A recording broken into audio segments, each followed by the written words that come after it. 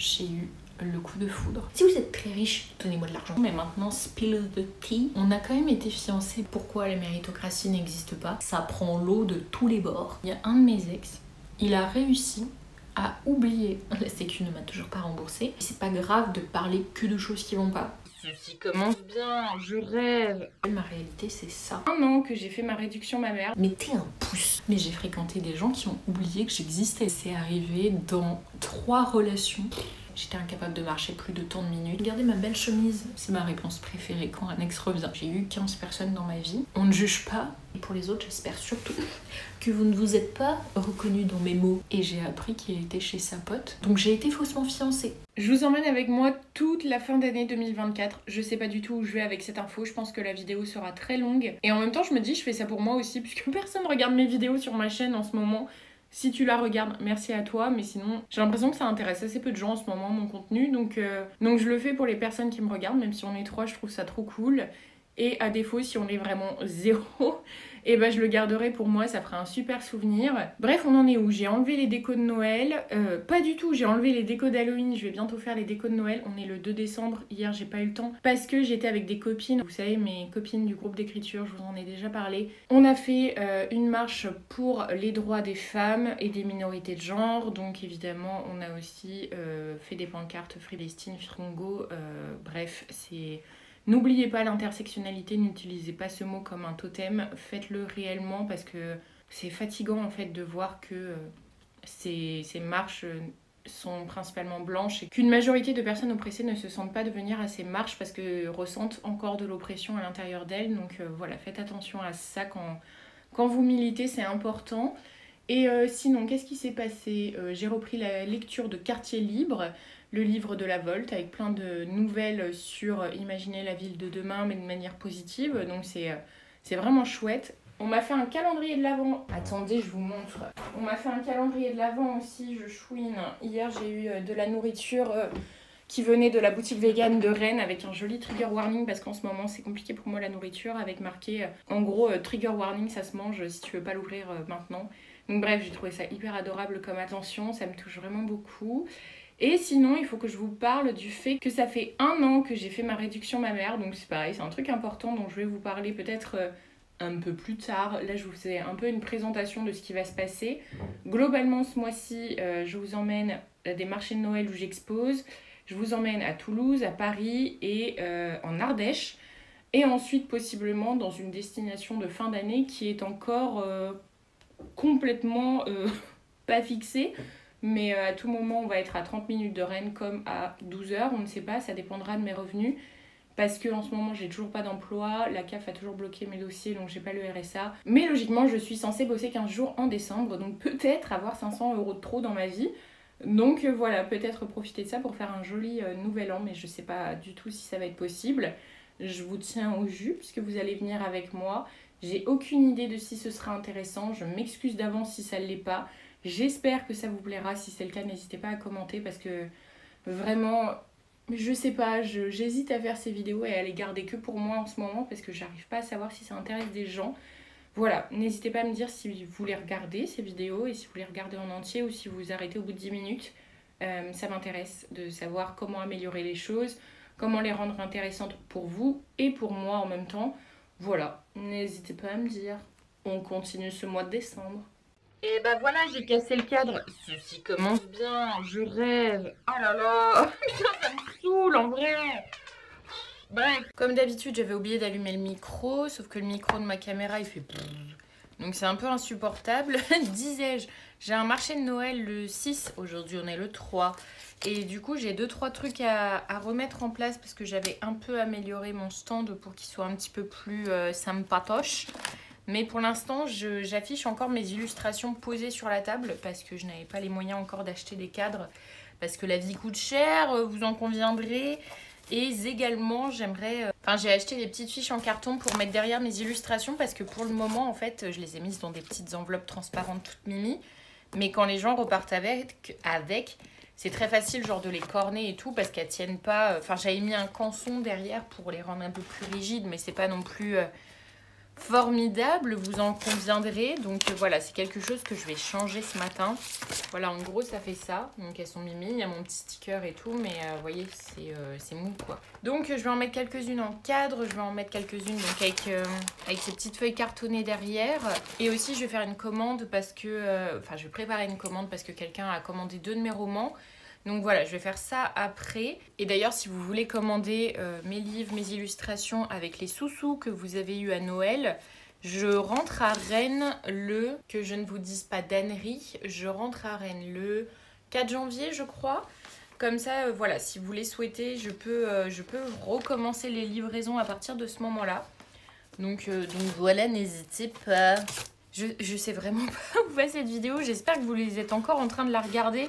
Moi je l'aime beaucoup, elle me fait rire, mais j'ai tellement l'impression de poster des trucs et que ça vous intéresse assez peu. Ce qui est fort probable, mais bon, on va verra avec. Ensuite, donc, les illustrations dans des petits cartons et aussi dans des petits cadres. Bon, toujours une gueule complètement aléatoire. Donc, j'ai enfin mis la petite cartonnette derrière, comme vous pouvez voir. Hop, ça ne se plie plus. Et voilà, j'ai mis 3 de mes illustrations. Elles se barrent dans des cadres pour que les gens se figurent un peu mieux. Parce que je pense en vrai qu'à plat par terre, c'est compliqué de se rendre compte de ce que pourrait donner une illustration dans un cadre. Bon, vous aussi, vu les reflets. Mais là, comme elle est sombre, on voit assez mal le reflet. Bref, c'est une main qui tient un pendule dans un bouquet de fleurs. Voilà. Donc, je vais ranger ça et préparer la commande avec les 2 romans. Et après, je pars à mon groupe d'écriture, mon groupe de parole, pardon. Après avoir pris une douche, bien évidemment. Je sais pas si vous avez suivi cette histoire, je participe à un groupe de parole pour personnes présentant des troubles de l'humeur. C'est organisé avec le CMP, donc voilà, c'est 7 séances dans l'année auxquelles on peut participer et échanger avec un groupe bien spécifique sur nos réalités, sur différentes thématiques autour de ça. On a parlé par exemple des tentatives de suicide, de suivi médicamenteux, de diagnostic, de comment se manifestent pour chacun les apparitions de manie, de dépression, de phase mixte, etc. Dans l'idée, non pas de les désamorcer, enfin si, des fois si on peut, mais surtout de les voir venir afin de minimiser les symptômes et les répercussions sur nos vies et notre quotidien. Donc voilà, je suis assez mitigée, pas sur l'intérêt du groupe, mais sur le groupe en tant que tel, la manière dont il est animé, les thématiques abordées. C'est un peu compliqué parce que y a des images très binaires, enfin des réflexions très binaires et très arrêtées, je trouve. Et en même temps, c'est très juste sur certaines choses et ça fait réfléchir sur d'autres. Mais globalement, très souvent, j'ai l'impression d'être beaucoup plus mise dans une case qu'autre chose, même si ils tendent, les animatrices, à faire en sorte que on prenne en compte nos individualités, chacun et chacune. Mais bon, ça a ses limites. En plus, c'est en mixité, donc des fois, c'est pas évident de se retrouver avec des personnes qui n'ont pas le même quotidien que soi, ne vivent pas forcément les mêmes oppressions que soi. Et puis, il y a certaines personnes qui sont éthiquement et politiquement compliquées et en même temps c'est très compliqué de lancer ce genre de discussion quand ces personnes savent beaucoup plus que certains de nos proches ce qui arrive dans notre vie. Donc voilà, on est dans une position de vulnérabilité également. Putain, faut vraiment que j'aille prendre ma douche, voyez-vous. Oh là là, j'ai mis ça déjà, c'est pour pas que j'aime me balader en licorne, au contraire, c'est plutôt pour cacher les cheveux gras. Allez, bref, on se retrouve plus tard. Hein, on est le 5 décembre. Oh là, mazette, les nœuds. Je suis dans la voiture pour aller au psychiatre de la rime. Je sais pas si on fait de l'hypnose aujourd'hui ou si on voit juste mon traitement. Qu'est-ce que c'est que tout cet espace ici? Ouais, je vais peut-être vous faire une intro avec le jour où je serai maquillée pour que ce soit un peu plus potable. Parce que sinon vous allez fuir la vidéo dès les 3 premières secondes, c'est terrible. Vu que je suis en avant, je suis dans ma voiture, je me suis dit que j'allais parler de ma réduction mammaire. Je me suis fait opérer donc j'ai un doute sur 31 novembre ou 1er novembre, bref, en novembre 2023. Et update. Pour ceux qui n'ont pas suivi, je vous invite à regarder la première vidéo sur ma chaîne qui s'appelle Réduction mammaire, tout bonnement. Et donc pour ce qui est de l'actualité, écoutez, je suis contente et pas contente à la fois. Je trouve ça vraiment bien. Pour moi, mon estime de moi, j'ai l'impression d'avoir toujours été comme ça, genre... Putain, là j'ai une brassière aujourd'hui et je me rends compte qu'en fait elle n'était pas censée arriver juste en dessous des seins et que quand je lève les bras, mes seins sortent. Elle m'arrive genre au-dessus du nombril. Genre en fait c'est un crop top mon affaire, ça n'a rien à voir. Et je me sens vraiment bien dans mon corps et je mettais déjà très peu de soutien-gorge. Et là j'en ai juste une parce que c'est mon pyjama et que j'ai juste mis un pull par-dessus mon pyjama. Mais je me sens bien dans ma peau. Par contre j'ai l'impression que elle m'a raté. Dans le sens où j'ai un sein qui a une forme un peu chelou. Dès que j'ai un peu de sous je vais lui envoyer un mail parce que je pense que ça va me coûter un rein cette affaire. Mais en gros... Je vous avais dit, ça fait comme une encre de bateau. Ça fait ça autour des tétons, ça redescend et après ça fait ça. Sauf qu'il y en a un des deux, j'ai l'impression que ça fait ça. Et du coup, il est un peu plus affaissé. Et du coup, il arrête pas de sortir de mes soutiens-gorge et tout. Je vous rentre dans les détails. Du coup, je sais pas trop. Enfin, de mes soutiens-gorge. J'ai pas de soutien-gorge, mais des quelques brassières que je mets. Et il y a pas longtemps, du coup, j'étais avec des copines pour une marche pour les droits des femmes et minorités de genre, etc. Et il y avait un groupe qui faisait des moulages de poitrine. Donc j'ai moulé ma poitrine. Et genre vraiment c'est difforme genre. Après je pense que c'est ma posture aussi qui faisait que. Mais j'ai l'impression que j'ai les endroits qui tombaient de ouf par rapport à l'autre. Enfin c'est hyper pas harmonieux. Alors ça se voit pas quand je suis vêtue. Mais j'ai l'impression qu'en fait c'est assez marqué. Donc voilà, je sais pas si c'est dans ma tête parce que justement je fais de la dysmorphophobie ou quoi. Mais en même temps sur ce buste moulé c'est flagrant genre. Donc bref, je vais venir avec mon buste et le montrer à la dame. Donc voilà, j'ai ça à parler avec elle. Sinon au niveau cicatrisation, je n'ai eu absolument aucun problème. Je me suis refait percer le téton parce que j'avais enlevé le piercing pour la cicatrisation pour éviter que ça s'infecte. Donc évidemment ça s'est rebouché. Je l'ai refait il y a quelques mois. La perceuse m'a dit que mes cicatrices étaient vraiment très belles parce qu'au début je lui ai dit pourquoi je me faisais repercer, enfin pourquoi c'était bouché et elle avait pas encore vu ma poitrine. Elle me dit oui, si un jour ça te gêne, sache qu'il y a des tatoueurs qui recouvrent les cicatrices, etc. Sauf que moi ça me gêne absolument pas d'avoir des cicatrices, enfin je m'en fous comme de l'an 40. Je sais même pas moi si elles sont belles ou pas parce que je n'ai absolument aucun référentiel, mais elle m'a dit que ça faisait partie des plus belles cicatrices qu'elle avait vues. Alors je ne sais pas si c'est pour faire du bien au moral qu'elle a dit ça ou si c'est vrai. Mais la chirurgienne aussi l'a dit que j'avais vraiment très bien cicatrisé. Donc bon, on va dire que oui. Mais peut-être qu'ils font ça pour rassurer aussi, on va pas se mentir. Donc voilà, il y a juste cette histoire de forme qui me questionne fortement. Il y a un vieux monsieur qui est en train de se garer à côté de moi qui va me voir parler seul. Donc bref, très contente. Questionnement sur cette forme de poitrine disharmonieuse. Mais très contente. J'ai emprunté de l'argent d'ailleurs à une personne pour payer cette opération. Mais je ne l'ai pas encore remboursée, c'est assez terrible. Puisque mes revenus, personne ne veut m'embaucher, même dans les jobs alimentaires ou sur-précaires. Personne ne veut m'embaucher dans ma filière, personne ne veut m'embaucher nulle part. La CAF perd mes dossiers, me demande des trop perçus de 2022-2023 que jamais on avait vu. Je ne vois pas le bout du tunnel, je vous avoue, financièrement. Pour les personnes qui me disent « Ouais, mais tu voyages », il faut sachez que je voyage en mangeant des pommes de terre et que voyager, enfin payer de l'essence en Europe de l'Est, etc., ça me coûte moins cher qu'un loyer en fait. Donc les 2 mois de cet été m'ont coûté moins cher que si j'avais un appartement, des charges et que je mangeais chez moi genre. Donc des os pas des os, voilà. Bref, ceci dit, nous allons au psychiatre. J'emmène mon bouquin dans la salle d'attente. En fait, je vous les abandonne parce que j'ai envie de péper. J'abrège cette conversation parce que cette histoire de nibar me fout le bourdon depuis que je me suis fait mouler la poitrine. J'ai l'impression de ne voir que ça. Après, je me questionnais déjà un peu avant, mais là, j'ai l'impression que c'est flagrant de ouf. Alors que sans doute pas. J'ai l'impression qu'en fait, genre, faudrait juste remonter un peu la cicatrice. J'espère que, vas-y, je vais pas repartir sur une opération à 2000 € pour rectifier 3 cm d'une erreur de sa part. Enfin bref. Je prendrai rendez-vous quand j'aurai un salaire et on verra. Parce que même les consultations, c'est 90 balles par remboursé. Donc voilà, c'est quand même 1/5 du potentiel RSA que je toucherai quand la CAF aura retrouvé mon dossier. Donc comment dire que ce n'est pas la priorité. Voilà. Bref, j'espère que vous ça va en ce mois de décembre. Vous allez me voir soit fin décembre, soit début janvier, je ne sais pas. Racontez-moi votre mois, votre fin d'année. Est-ce que vous êtes content de 2024? Pour moi, je la déteste. Tant politiquement que professionnellement que humainement, vraiment, c'est... Au niveau de la santé, n'en parlons pas. Physique, c'est de pire en pire. J'ai pris rendez-vous chez un rhumato. On sent le diag fibromyalgie comme ma soeur et ma mère poindre. Mais vraiment poindre. Je n'arrive plus à être debout sans avoir les cervicales coincées pendant 3 jours. Donc vraiment, ça va être un plaisir.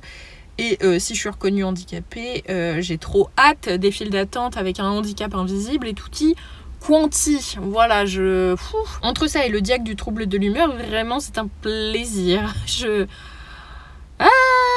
Voilà, hein. Rendez-vous plus tard. Coucou. On est le... Bah tiens, je sais même pas le combien on est. On est le 9 décembre. Je suis pas chez moi, je suis entre un lit et une table basse. Parce que c'est le seul endroit où la luminosité ressemble à quelque chose. Je suis encore habillée en bas. Regardez cette jolie chemise.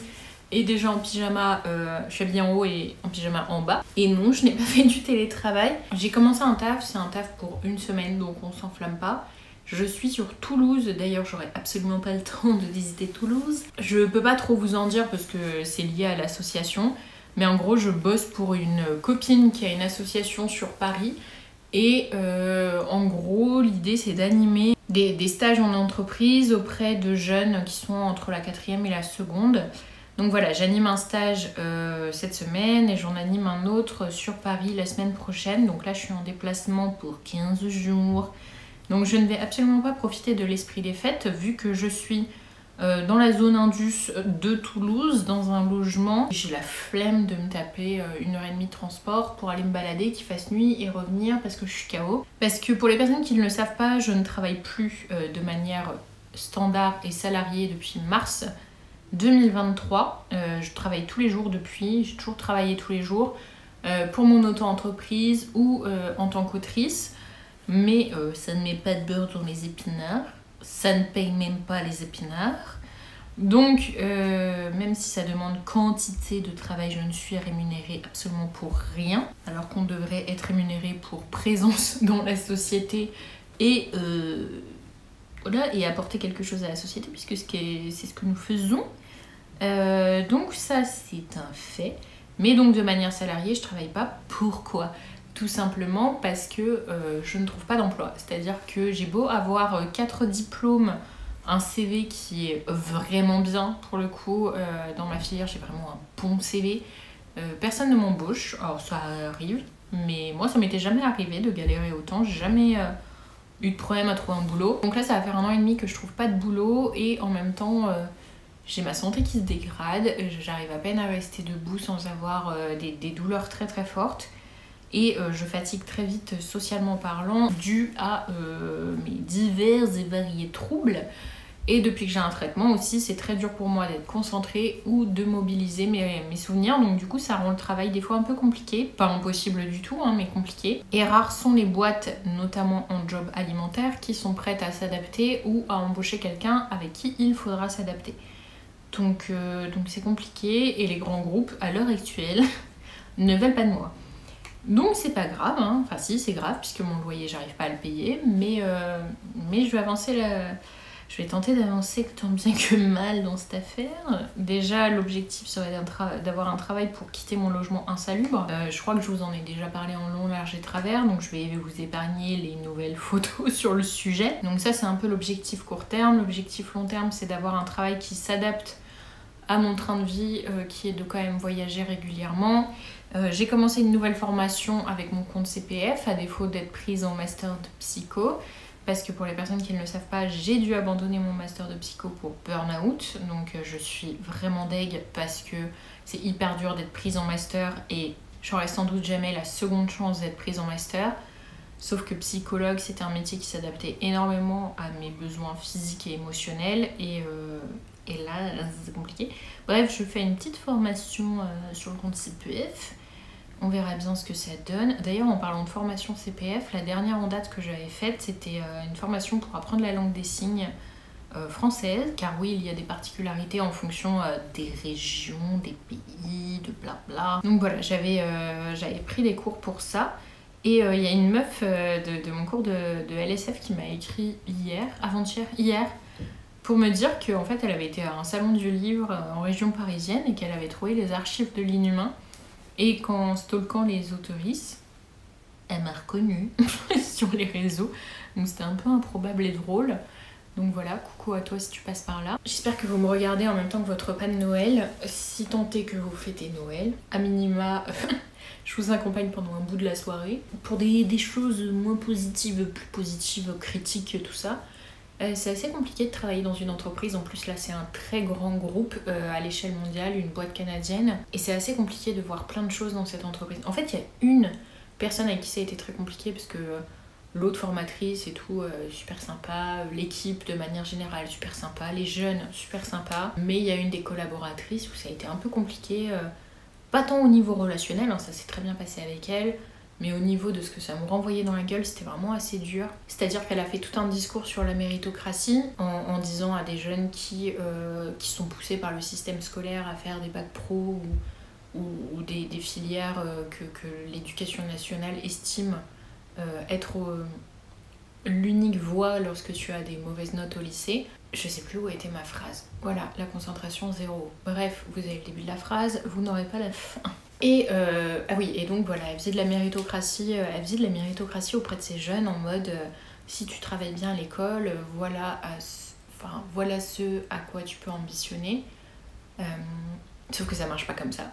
Tout le monde part pas avec les mêmes possibilités et facilités dans la vie, c'est-à-dire qu'une personne qui est en précarité forte, qui est racisée, qui est une femme, aura beaucoup plus de mal à payer ses études, trouver des stages, trouver un emploi, parce que la société répond à des oppressions systémiques en permanence, et que surtout ce n'est pas quand on veut, on peut. Ça marche sur une personne sur 1 milliard, sans nul doute, mais les gens, s'ils sont dans la précarité, c'est pas de leur plein gré, et quand bien même il existe les bourses, des aides financières, tout ce que tu veux, ça reste très compliqué de faire des études. Pour ma part, j'ai eu les bourses, des parents ouvriers, assez souvent soit sans emploi, soit en arrêt maladie dû à leur handicap. Moi qui travaillais à côté, avec le coût de la vie, ce n'était absolument pas suffisant, je loupais des repas, enfin bref, c'était absolument pas viable. J'ai réussi à avoir mon master dans ces conditions, mais c'était quand même, on va pas se mentir, très difficile, et chaque jour tu vis avec la pression de peut-être arrêter du jour au lendemain parce que financièrement ça suivra pas. Pardon, j'ai fait bouger le cadre, je suis désolée. Enfin bref, je vais pas vous faire un long discours là-dessus. Si vous voulez vous renseigner, j'imagine que sur internet il y a 1 milliard de ressources sur pourquoi la méritocratie n'existe pas. En fait, le monde capitaliste et patriarcal et colonial dans lequel on vit n'est absolument pas adapté et ne rend absolument pas possible la méritocratie à l'heure actuelle. Donc voilà, il y a des success stories, ça ne veut pas dire que la méritocratie existe, c'est deux choses très différentes, mais bref, je vous laisse aller vous renseigner là-dessus parce que sinon ce sera une vidéo qui dure des heures, et surtout il y a des gens qui l'ont déjà fait et beaucoup mieux que ce que je pourrais faire. Et donc ce que je voulais vous dire, c'est qu'en fait c'était assez violent donc d'avoir des discours sur la méritocratie au sein de cette entreprise, parce que moi-même je viens d'un milieu très précaire, je dirais même pauvre. J'ai réussi à améliorer mes conditions sociales par 1 milliard de façons possibles, notamment de par mon entourage amical et professionnel, et de par la chance que j'ai eue de quand même réussir à faire des études et les mener à bien. Par contre, en fait, on va pas se mentir, la précarité c'est très difficile d'en sortir quand bien même tu as tout ça. Je ne pourrais jamais bénéficier du piston. Ni de relationnel, c'est très difficile pour moi. Ça c'est difficile aussi lié à mes handicaps. Quand tu dors à 18h, va faire un relationnel d'after work, c'est quasiment mission impossible. Quand tu as des douleurs de l'espace auxquelles il te faut des anti-inflammatoires sur anti-inflammatoires, à quel moment tu peux être concentré et aimable sur une conversation. Enfin bref, faire du relationnel quand tu as des soucis de santé, que ce soit mental ou physique, c'est très très très difficile. En plus de ça, je viens de la campagne isolée. Les stades de par chez moi, c'est équivalent à la diagonale du vide, donc c'est-à-dire sous-population, également au niveau des politiques, un abandon total des budgets sur la culture, de plein de choses sur les structures publiques, etc. Et donc ce qui fait que par exemple beaucoup de jeunes de par chez moi ne partent pas de là, parce qu'en fait c'est même pas envisageable que d'imaginer une autre réalité, parce que tu l'as tellement jamais quitté que ça ne vient pas à l'esprit, et que quand bien même on te l'explique, ça te paraît mais tellement lointain. Et on est rare à être parti quand même de là-bas, et moi je suis partie de là-bas, ma sœur est restée par choix. J'ai pas une vie meilleure que ma sœur, bien au contraire, ma sœur elle a un luxe que je n'ai pas, et pourtant elle est ouvrière de nuit, le week-end. Elle a un enfant seul, et financièrement et socialement, sociétalement, elle a réussi sa vie par rapport à moi, dans le sens où elle a son CDI, sa maison, sa famille, et que tout roule, chose que moi je n'ai absolument pas, et pourtant on n'a absolument pas le même mode de vie. Et ce qui est important, c'est que ma soeur a choisi le sien et que moi j'ai choisi le mien. Après, c'est pas parce qu'on choisit des choses que t'as pas le droit de t'en plaindre, hein. Il y a du pour et du contre dans toutes les situations. Et même si moi, voyager énormément, c'est un luxe incroyable, ça fait que même que je suis restée 5 ans sans domicile fixe. Quand je dis sans domicile fixe, je n'ai pas dormi à la rue, mais je suis pas restée avec un logement plus de 3 mois et j'ai enchaîné des période de 6 à 8 mois sans logement beaucoup de fois. Donc ce qui a fait de moi un parasite sur le canapé de mes potes, notamment parce que je ne trouvais pas d'emploi ou parce que pendant le Covid, je crois que je vous en ai déjà parlé, mais je me suis fortement endettée parce que j'ai perdu mon emploi, que j'étais à l'étranger, donc ça m'a coûté très cher, que j'ai prêté de l'argent à des personnes qui ont mis beaucoup de temps à me rembourser, que je n'ai pas retrouvé d'emploi derrière. Et qu'en plus de ça, moi je travaillais dans la culture, dans les musées, dans l'événementiel culturel et que ce milieu-là a mis beaucoup de temps à se remettre en place. Et du coup, ces dettes-là, y en a encore certaines que je n'ai pas encore réussi à rééquilibrer. Donc ça se fait, mais ça se fait très lentement. Donc j'ai beaucoup de mal à me relever depuis le Covid. Ce serait réglé hein, si j'avais juste un salaire régulier d'un SMIC et tout. Mais ce n'est pas le mode de vie que je veux et en même temps du coup j'économise en n'ayant pas de logement pour pouvoir voyager, mais une fois que je suis revenue de voyage, je n'ai toujours pas de logement et toujours pas de salaire. Donc là à l'heure actuelle j'ai un logement, j'ai beaucoup de chance, mais ça faisait 5 ans que je n'avais pas eu de logement fixe. Je crois qu'en 5 ans j'ai eu un logement pendant 8 mois. Non. Après mon logement où je suis restée 8 mois, c'est là qu'ont commencé les 5 ans. Donc j'ai eu un logement. Sur ces 5 ans, j'ai dû être 1 an et quart avec un logement, mais de manière fragmentaire en plus, fragmentée. Donc rien de très très stable. Et au niveau des emplois, donc j'avais été prise dans une boîte, je vais pas rentrer dans les détails, mais c'était pendant le premier couvre-feu je crois. Et cette boîte s'amusait à faire des clusters dans l'entreprise, donc clairement je me suis barrée, mais ça m'a foutu encore une fois une épine dans le pied au niveau financier. Ensuite j'ai travaillé à la Courneuve, ça s'est très très bien passé, je vivais à Aubervilliers et tout, j'ai vraiment beaucoup aimé ce que je faisais. Mais la vie a fait que j'ai dû démissionner. Ensuite j'ai fait des tafs de téléopératrice plusieurs fois, de nuit, de jour, de week-end, enfin bref. Et depuis, impossible de trouver du travail, donc c'est un vrai problème. Et pourquoi je digresse. Et donc voilà, cette collaboratrice là, dans le taf que j'ai eu aujourd'hui, c'était violent parce que la méritocratie, je sais que je n'y ai pas droit, je sais que je n'y arriverai pas, et pourtant je me bats pour, et en même temps je me bats pour une vie autre qu'une vie salariale classique, parce que c'est pas ce que je veux dans ma vie. Et que je trouve le système capitaliste très nul et que je suis fortement persuadée que j'apporte autant à la société que quelqu'un qui est planté derrière un bureau en tant qu'ingénieur et qui bosse 2 heures par jour parce que le reste du temps il fait rien. Je connais beaucoup d'ingénieurs pour qui c'est le cas. Donc voilà, j'estime que moi aussi j'apporte à la société, c'est juste que moi c'est pas rémunéré puisque il n'y a pas de salaire minimum en France. De salaire, comment on dit quand t'as un salaire de base, bref. Donc voilà, j'estime tout ça, mais bon, tout ça pour dire que la méritocratie n'existe pas. Et aussi, en fait, il y avait cette même collaboratrice qui était vraiment en mode survalorisation du milieu de l'entreprise, ce qui était d'un déprimant sans nom, parce qu'elle était là, oui, mais moi, quand j'étais à votre place, fin collège, début lycée, jamais j'aurais pu imaginer que le monde de l'entreprise, c'était... avoir un baby-foot, des salles où dormir, de la jolie déco, des professionnels qui s'adaptent à nos besoins, une infirmière tout le temps présente, un psychologue d'entreprise. Alors c'est très cool pour elle, c'est très cool pour tous les salariés de cette entreprise, sauf que c'est valable que pour les très très très très grosses entreprises. Elle décrivait ça comme une réalité du monde du travail, sauf que c'est une réalité et elle est très minime.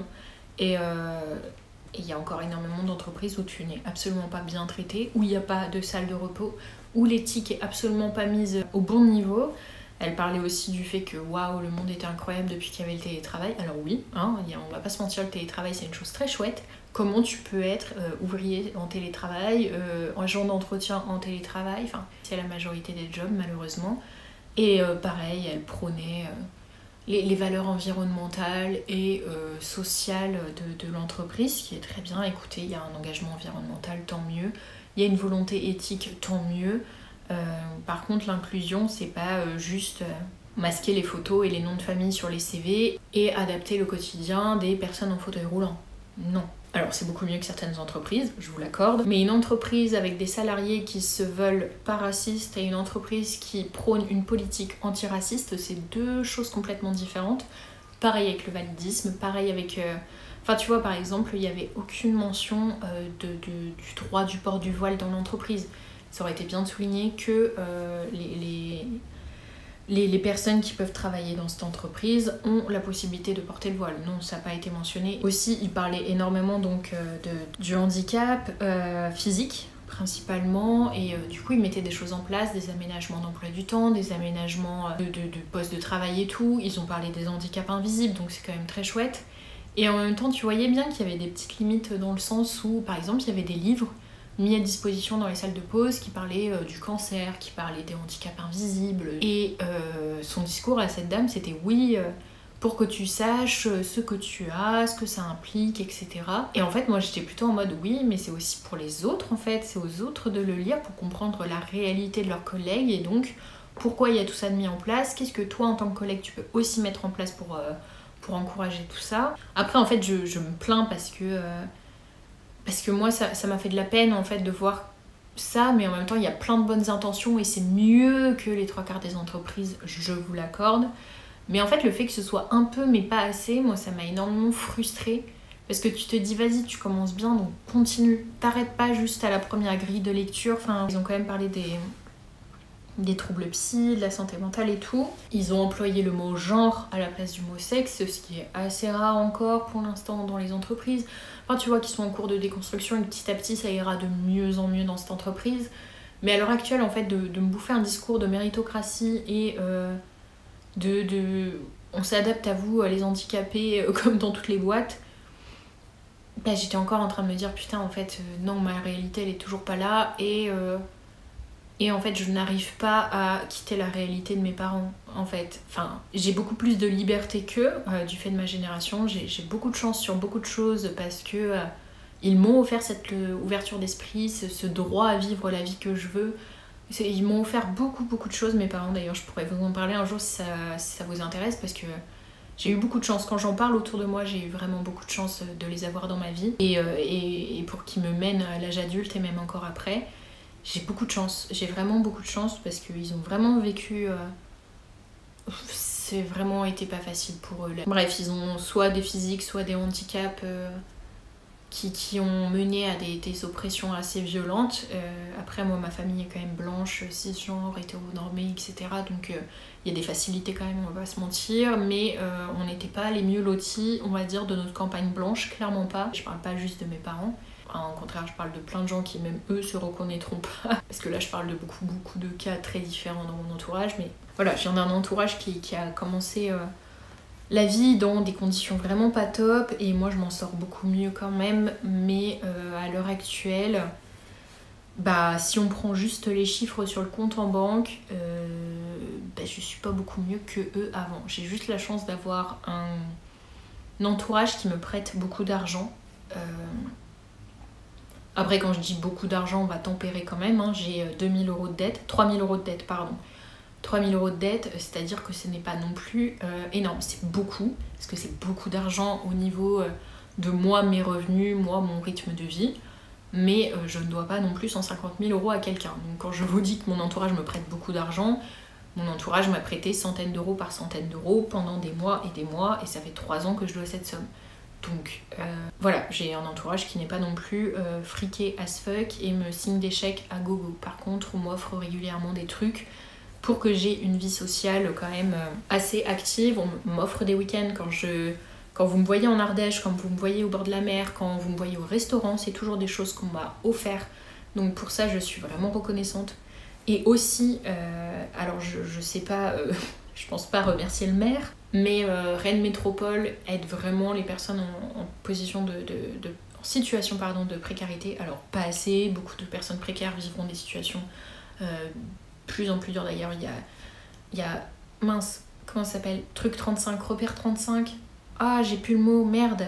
Une association qui aide à reloger en fait les personnes qui vivent dehors, souvent des personnes qui sont arrivées en France et qui sont dans des situations très compliquées au niveau professionnel, émotionnel, financier et tout. Enfin bref, il y a quand même une grosse précarité à Rennes. Par contre, pour les personnes qui sont au-dessus, comme moi, c'est-à-dire que moi je suis pas à la rue, je ne suis pas pauvre, je suis un peu au-dessus de pauvre, c'est-à-dire que je peux quand même avoir un logement et quand même me nourrir, même si c'est des pâtes à l'eau, j'ai la chance de pouvoir manger des pâtes à l'eau. Et j'ai la chance d'avoir un entourage qui m'offre plus que des pâtes à l'eau. Mais dans l'idée, moi, seule, je peux avoir un logement. Enfin, quoique, si je vivais seule, ce serait quand même très compliqué, mais je pourrais vivre dans la chambre de chez je sais pas qui. Donc voilà, je serais pas à la rue, j'aurais pas un logement à moi toute seule, mais je pourrais être dans la chambre de quelqu'un, d'un logement chez quelqu'un, enfin bref. Et me nourrir légèrement. Donc voilà, je suis pas non plus en état de pauvreté, par contre, je suis quand même en état de précarité très forte. Je me suis pas acheté de vêtements depuis très longtemps, ou alors d'occasion, et j'ai encore des vêtements que j'ai depuis la 3e, puisque je n'ai absolument pas grandi d'un pouce. Voilà, mes Converse que je porte encore datent de la 5e. Voilà, pour vous dire dans quel état quand même de précarité je suis. Après, garder ces vêtements c'est très cool, mais mes Converse elles sont quand même... Voilà, ça prend l'eau de tous les bords. Et donc je disais, à Rennes, voilà, on a beaucoup de chance quand même quand tu as des difficultés financières assez importantes, tu peux avoir ce qui s'appelle la carte sortir, elle s'appelle sortir, et tu peux avoir des réductions, voire des gratuités sur les transports en commun, les musées, les expos, le ciné, le sport. Par exemple, la piscine, je crois que je paye... je crois que c'était 5 € les 10 heures, un truc comme ça. Quand j'ai pris mon abonnement à l'Orange Bleu, c'était gratuit. Enfin, il y a vraiment quand même des choses qui sont très onéreuses, et qui sont prises en charge par la ville de Rennes, enfin Rennes Métropole. Donc j'ai quand même beaucoup de chance à ce niveau-là. Je profite pas de tout parce que j'ai pas l'occasion de, mais tu peux avoir une vie à minima sociale et culturelle valorisée et facilitée dans la ville, sachant qu'à Rennes il y a énormément d'associations qui font des choses incroyables. C'est vraiment une ville où il y a énormément d'engagement solidaire. Dès que tu fais un pas, tu découvres un lieu inclusif pour les personnes non binaires. Tu découvres un centre d'accueil pour les enfants lorsque les parents vont en manif. Tu trouves, là où j'étais au marché de Noël, au BAM, il y a à la fois des cours de danse et de yoga gratos, mais en même temps il y a de la distrib alimentaire et en même temps ils animent des concerts gratuits. Enfin, il y a tellement de choses à Rennes qui sont gratuits, c'est assez impressionnant. Les festivals sont très souvent gratuits aussi. Le musée des Beaux-Arts est gratuit, il y a une bibliothèque immense, il y a la Criée qui est une galerie gratuite. Enfin bref, l'accès à la culture est très facilité et on sait très bien que l'accès à la culture, c'est aussi un accès à une ouverture d'esprit et à avoir potentiellement des opportunités autres. C'est d'ailleurs aussi ce qu'offre la fac, c'est-à-dire rencontrer des personnes différentes, avec des parcours différents, en tout cas professionnels, sociaux, etc., sociaux. Et ces collectifs aussi qui existent à Rennes, qui sont archi nombreux, mais vraiment archi nombreux. Bah non, d'ailleurs, Repère 35, c'est un lieu d'accueil. Non, bon, je me mélange. Mais bref, il y a Iskis, par exemple, qui fait des choses vraiment trop chouettes. Bref, je pourrais vous faire une liste, mais c'est immense tout ce qu'on peut faire à Rennes gratuitement. Et ce sont vraiment des lieux de sociabilisation où tu rencontres... des personnes qui te ressemblent, parce qu'il y a énormément d'événements en non-mixité choisie. Tu peux faire de l'escalade en non-mixité choisie, tu peux réparer ton vélo en non-mixité choisie. Enfin vraiment c'est apaisant Rennes pour ça. Mais tu peux aussi faire des choses en mixité. Enfin voilà, peu importe ce qui t'intéresse, mais tu peux vraiment te retrouver là-dedans, rencontrer des gens avec qui tu te sens en sécurité, avec qui tu te sens bien, mais aussi des gens au parcours très différents. Et à Rennes, tu peux avoir une vie sociale très riche grâce à ces lieux-là où il y a énormément d'événements et enfin tu vois où c'est en don libre, c'est-à-dire que tu donnes l'argent que tu veux. Si t'as pas un rond, tu peux bouffer à ces événements là, mais si t'as du fric, tu vas donner 50 € à ces événements là. Enfin en fait tu vis à hauteur de tes moyens à Rennes, c'est-à-dire que si t'as du fric, tu fais tes trucs de friqué ou tu donnes beaucoup d'argent aux trucs à don libre. Si tu n'es pas friqué, tu peux assister à ces événements et ça c'est assez ouf. Vraiment, le système de dons libres, enfin voilà, mes parents ne connaissaient pas, puisque dans ma région, il faudrait certainement pas faciliter la vie des gens, mais c'est quand même un truc hyper chouette. Il y a énormément d'assauts qui peuvent aider et permettre une sociabilisation. Tu peux faire des ateliers de linogravure, de crochet, de peinture, enfin tout ça gratos, et c'est vraiment dingue. Alors c'est pas ce que tout le monde recherche, mais en tout cas ça permet de rencontrer des gens et de pas rester dans l'isolement. surtout quand t'es précaire, enfin vraiment... Puis tu sais, c'est le cercle vicieux. Si t'es handicapé ou que t'as des troubles psy, bah t'as du mal à trouver un taf, donc t'as du mal à payer ton loyer. Mais si t'as du mal à payer ton loyer, ça veut dire que tu manges moins, donc tu vas avoir des problèmes de santé, donc tu vas faire de la dépression, donc tu vas t'isoler, donc tu n'auras moins d'opportunités, t'auras moins d'opportunités de travail parce que tu n'auras pas de réseautage. Cette semaine en entreprise est assez dure de... En fait, c'est compliqué de voir des gens privilégiés. T'es pas jaloux, en fait. Enfin, moi, en tout cas, je suis pas jalouse des personnes qui ont des privilèges, mais plutôt, ça me rend archi triste et fataliste, en fait, sur ma réalité. Je sais que moi, je suis quelqu'un de très pessimiste et très mélancolique et très tout ce que tu veux. Mais du coup, voilà, dans ces cas-là, moi, je me dis que eux, bah, ils ont de la chance et qu'ils surfent sur la vie et que moi, jamais je pourrais ne serait-ce que toucher du doigt un peu ça. Jamais je pourrais manger sans regarder le prix des choses et sans faire 50 calculs, tu vois. Et du coup, jamais jamais je serai dans un état de stabilité financière qui fera...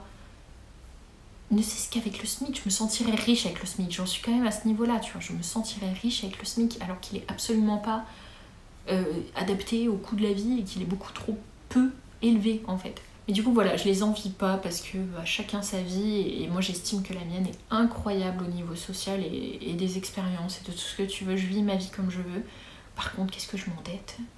Qu'est-ce que je me fatigue? Enfin, en fait, les problèmes d'argent, je fais des économies de bout de chandelle. Je passe mon temps... Quand j'étais en Écosse et que j'ai cherché du taf, et que j'ai eu du taf, pardon, j'étais tellement dans la merde financière malgré ce boulot que je marchais 4 heures par jour.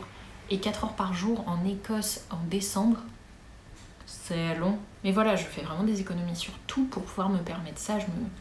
Enfin voilà, et je sais que ça suffira jamais et que je serai toujours en train de ramer. Et vas-y, l'ulcère, je vais le faire en fait. C'est pas parce que je voyage et que j'ai des amis incroyables que ça enlève tout le stress généré par le manque d'argent. Enfin, dès que je reçois un mail, je suis en panique. Dès que je reçois un courrier, je suis en panique. Dès qu'il y a un prélèvement sur mon compte, je suis en panique. Enfin, je suis toujours sur le poil de cul du fil du... Tu vois, et voilà. J'espère un jour, comme tout le monde, avoir une success story. Pas énorme, mais juste assez pour pouvoir dormir sans avoir la boule au ventre. Parce que... Si avoir un logement, ça a été aussi important pour moi, c'est parce que depuis 5 ans, en fait, j'ai abandonné l'idée... Enfin, depuis 5 ans, j'avais abandonné l'idée... Pendant 5 ans, j'avais abandonné l'idée d'avoir un logement parce que ça me foutait une angoisse monstre, parce que je savais que je pouvais pas réussir à garder un logement. Et en ce moment, je suis en train de garder un logement, mais ça veut dire en contrepartie que tous les soirs, j'ai envie de pleurer parce que je sais pas si le mois prochain, je pourrais garder cet appart. Et juste la phobie de perdre ce qu'il y a au-dessus de sa tête quand t'as autant déménagé que moi, c'est très compliqué. Sachant que 2 fois, j'ai déménagé dans l'urgence à cause de rupture. Quand je dis dans l'urgence, c'est en 24 heures. Donc voilà, moi j'ai toujours peur de me retrouver foutu dehors. Enfin, c'est un trauma sans nom. Et donc m'être fait foutre dehors 2 fois et avoir vécu 5 ans sans logement, autant vous dire que l'idée de pas réussir à payer le prochain loyer et de devoir perdre mon appart, c'est pas juste avoir peur de perdre mon appart, c'est genre avoir peur de perdre un repère que je recherche depuis 5 ans, plus de trauma, tu vois. Mais bon, encore une fois, je me plains à ma petite échelle parce que j'ai envie de vous parler du fait que cette entreprise m'a renvoyé dans la gueule, encore une fois, des réalités que j'essaye d'effacer de ma tête pour arrêter de frôler l'ulcère, j'arrive plus à parler, parce que lui il va poindre, on va pas se mentir, hein. Déjà récemment, je vous ai pas dit, je crois, si je l'ai dit sur Insta, mais j'ai eu des gros problèmes de santé pendant quasiment un mois et demi, et encore là j'ai un peu les restes. J'ai eu la nausée quotidiennement et des douleurs, ça race au ventre. Mon médecin m'a fait passer en urgence sur des examens et tout parce qu'il pensait que je faisais une appendicite, alors en fait pas du tout. J'ai passé 1 milliard d'examens, personne n'a trouvé ce que c'était. Là c'est en train de se résorber, on sait pas pourquoi, enfin bref. Et il n'y a pas à tergiverser, ma psychiatre ou mon médecin ils sont persuadés que c'est à cause du stress, mais c'est pour vous dire à quel point tout ça... En fait c'est très fun de voyager. Vraiment je le regretterai jamais et je mesure la chance que j'ai. Par contre, voyager autant que je le fais en état de précarité, ça fait que les 90% du temps restant, je suis dans un état émotionnel pitoyable, que mon taux d'anxiété est faramineux. Et tout le monde pourrait me dire, oui bah arrête de voyager et travaille comme tout le monde. Je travaille en fait. Je travaille tous les jours en tant qu'autrice, autant qu'auto-entrepreneuse, et je refuse de rentrer dans le cadre du salariat parce que j'ai envie d'apporter au monde d'une manière différente. Et oui, des fois je vais prendre des jobs alimentaires pour rééquilibrer la balance, mais moi j'estime que ce que je vais apporter au monde, ce ne sera pas de la production, ce ne sera pas de la vente. À la limite, si j'ai un job qui me correspond dans ma filière de base, c'est-à-dire dans l'art ou dans le soutien aux personnes, je le prendrai parce que ça me passionnera et que là j'aurai l'impression d'apporter au monde. Après, je parle de moi, mes envies. Tout le monde apporte au monde, tout le monde. Mais moi, j'aurais l'impression de ne pas apporter au monde dans le sens où, par exemple, quand j'ai été prof, j'ai pleuré tous les jours. J'ai pleuré tous les jours parce que c'est un environnement qui m'angoisse, que j'aime pas. Ça me rappelle le lycée, j'ai envie de crever. Les enfants, j'ai l'impression d'être bête devant eux tout le temps, qui savent mieux que moi et tout.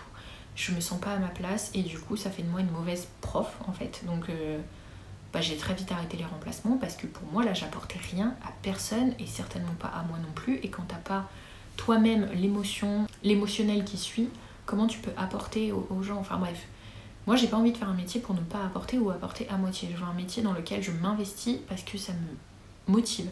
Ça veut pas dire que ce sera un métier qui me plaît, mais un minimum un métier dans lequel j'ai envie de m'impliquer. Et si j'ai pas envie de m'impliquer, j'apporte rien à la société.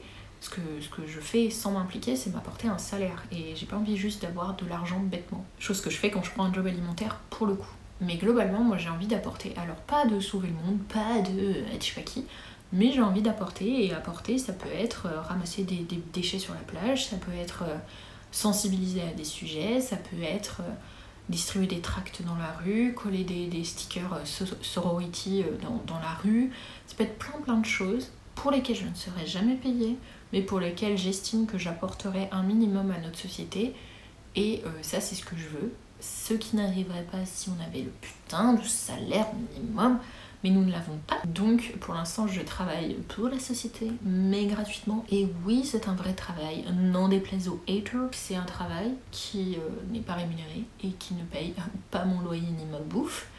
Mais je me sens beaucoup plus utile qu'en étant prof, avec un salaire qui était bien plus confortable, mais pour lequel je me mettais dans un état bien pire qu'à l'heure actuelle, et pour lequel du coup je pense que j'étais pas horrible, mais pas non plus extraordinaire, voire plutôt moyen-moins. Donc c'est pas quelque chose que j'ai envie d'apporter à des adolescents qui ont besoin d'avoir quelqu'un qui les accompagne correctement et avec patience et avec passion et avec intérêt. Chose que moi je n'arrive pas à avoir pour l'instant, peut-être que ça viendra un jour, mais pour l'instant ce n'est pas mon cas. Donc voilà, j'ai pas envie de ça. C'est pour ça qu'à l'heure actuelle, je prends les jobs alimentaires qui viennent. Et ce sera des CDD pour l'instant, et puis on fera avec, et ce sera pas formidable, mais voilà, on va se démerder avec ça.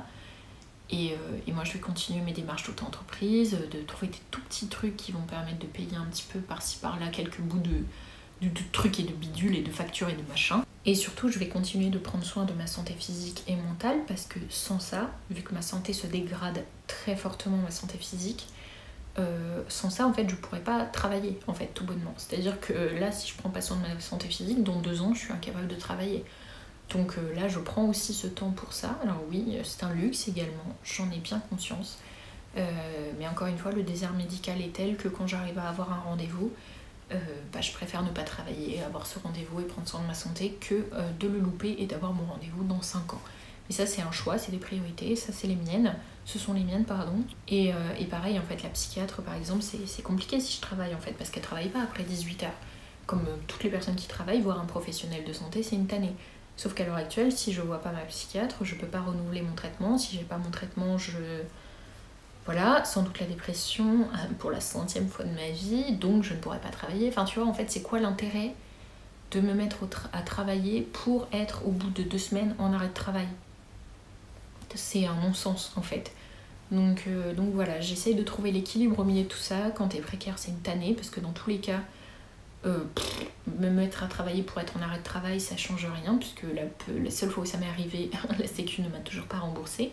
Mon dernier arrêt de travail était en 2022, j'attends toujours le fric et je pense que je l'aurai jamais. Quitte à travailler pour ne pas avoir d'argent, autant que je ne travaille pas et que je n'ai pas d'argent. En plus, je ne bénéficie même pas des aides, pouce en l'air. Enfin si, j'ai les APL pour mon logement, pardon. J'ai quand même cette aide-là, mais ça reste pas des sommes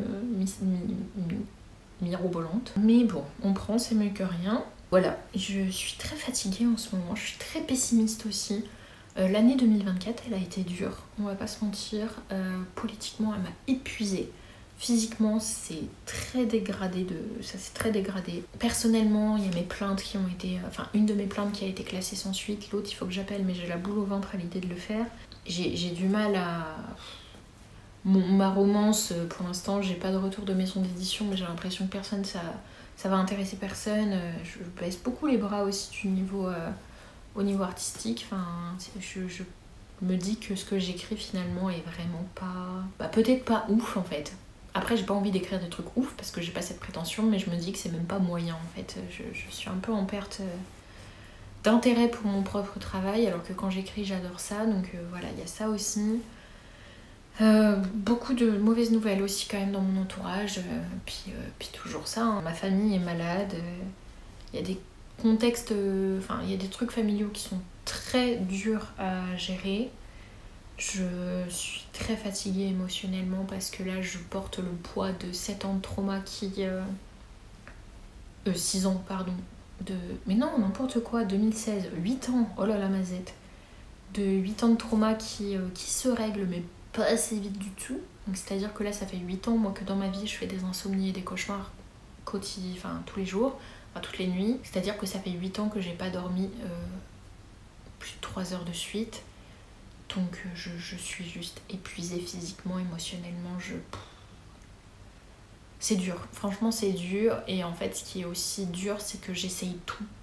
J'essaye tout. J'ai essayé les traitements, j'ai essayé d'autres traitements, j'ai essayé l'art-thérapie, le dessin, l'écriture, la psychothérapie, l'hypnose, l'EMDR, les TCC, qu'est-ce que j'ai essayé d'autre, les psychiatres, psychologues, je suis même allée voir une dame qui tire les cartes, qu'est-ce que j'ai été faire d'autre, le sport, le voyage donc, la fête, rester enfermée chez moi aussi j'ai essayé. Voilà, je veux dire, je tente tout, la thérapie animale, vraiment j'ai tout fait.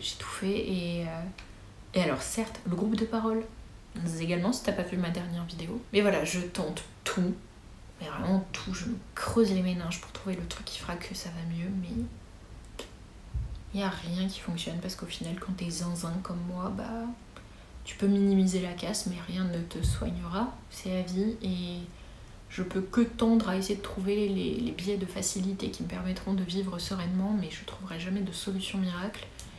Et au vu de mon mode de vie précaire, où je trouve pas de travail, voilà. Bref, j'espère que je vous ai bien pas sapé le moral, hein. Je sais pas à quel degré vous avez... Vas-y, c'est Noël et je vous fais déprimer, enfin... En fait, je vous jure que j'essaye. J'essaye vraiment et les réseaux sociaux, je crois qu'à l'heure actuelle, c'est pas trouver du réconfort. Je sais qu'il y en a beaucoup en DM qui m'envoient des messages mais adorables et ça me fait vraiment du bien. Mais je pense qu'en fait, j'ai envie de décharger, déjà pour moi parce que ça me fait du bien, mais aussi parce que la majorité des DM que je reçois, en fait, c'est pas du soutien, c'est vraiment des gens qui se reconnaissent dans mes mots et qui se sentent moins seuls. Et j'ai pas la prétention de briser des tabous parce que j'en brise aucun puisque tout le monde en parle désormais sur les réseaux, mais peut-être que ma façon de le raconter, ma façon de mettre des mots dessus, peut-être qu'il y a des gens qui se reconnaîtront et à qui ça fera du bien. Enfin, j'ai déjà eu des retours comme ça, donc je me dis que ça peut être pertinent que de partager tout ça. Et aussi parce que ma vie elle est pas facile en fait. Je suis loin d'avoir la pire des vies. Vraiment j'aime ma vie. Mais il y a énormément de choses difficiles et de par ces choses difficiles, c'est normal que moi ça aille pas en fait. Et c'est pas grave en fait. Et c'est pas grave de parler que de choses qui vont pas. Et encore, il y a plein de choses qui vont dans ma vie. Mais si j'avais envie de parler que de choses qui vont pas, c'est pas grave, c'est ma réalité, c'est comme ça que je l'aperçois. Et c'est comme ça. Et du coup, j'ai envie que ma chaîne elle reflète ce que je suis et non pas ce qu'on attend de moi ou ce que je devrais être. Je sais pas si c'est très clair ce que je raconte, mais j'ai juste envie de parler de ma réalité. À l'heure actuelle, ma réalité, c'est ça. Et j'espère que les gens qui se reconnaîtront dans mes mots, ça leur fera du bien ou qui viendront m'écrire en DM. Et pour les autres, j'espère surtout que vous ne vous êtes pas reconnus dans mes mots, en fait. Parce que... regardez ma belle chemise. Je sais même plus si je vous l'ai montrée. Je sais pas trop quand est-ce que je vais reprendre la caméra parce que cette vidéo va déjà être très longue. Mais si vous êtes ici, Je vais faire comme les youtubeurs. Déjà, mettez un pouce, ok? Et commentez, ok? Et vous pourriez mettre le mot... En fait, j'avais envie de dire précaire, mais c'est d'une déprime sans nom. Toulouse, je suis à Toulouse, voilà. Mettez le mot Toulouse, faites une phrase avec Toulouse, débrouillez-vous avec ça. D'ailleurs, si vous voulez me soutenir, encore une fois, il y a mon Patreon. C'est un site où vous pouvez donner mensuellement la somme que vous souhaitez. Ça peut être 5 euros, 20 euros, 30 euros, 50 euros si vous êtes très très riche. Si vous êtes très riche, donnez-moi de l'argent, ok? Si vous êtes en situation de précarité, vous ruinez absolument pas, pitié, parce que très souvent j'ai des gens très précaires qui m'envoient 5 euros et gardez-les, honnêtement, gardez-les. On se sait. Ou alors donnez-les à des causes plus importantes que la mienne. D'ailleurs, il y a des liens dans ma bio Insta et dans ma bio TikTok et dans cette barre d'infos pour donner à des causes plus importantes que la mienne et qui sont d'actualité et qui sont désastreuses et dramatiques. J'arrête de dire les mots parce que j'en ai marre de me faire cancel mon contenu, mais vous verrez en cliquant dans les liens qui sont dans la bio, dans ma barre d'infos, de quoi ça s'agit. Ah oui, et vous pouvez aussi commander donc mes livres ou mes illustrations sur ma boutique Etsy. Voilà, donc ça c'est les moyens de me soutenir ou alors de vous abonner, partager, commenter, liker et tutti quanti, voilà. D'ailleurs on est toujours 1000, j'avais l'impression que ça allait disparaître cette info, mais non, on est toujours 1000. Par contre comme je fais pas de vues, je n'ai pas la monétisation, putain, il faut faire 3000 vues, 3000 heures de vues en, je sais plus, un mois? Non, c'est pas un mois du tout, enfin bref. Pour de vrai, c'est même pas une mise en scène là, je viens d'arriver, j'ai directement allumé la caméra. Oh merde, le micro est un peu loin. Voilà. Alors attendez, le casque, l'écharpe, le manteau. On est quand? On est le 12. Mon dieu, attendez, je reviens, je refais une tête. Ce sera tout de sébum, tout de mal cadré, je n'ai pas le temps. Je suis toujours à Toulouse, je pars demain de Toulouse et en fait...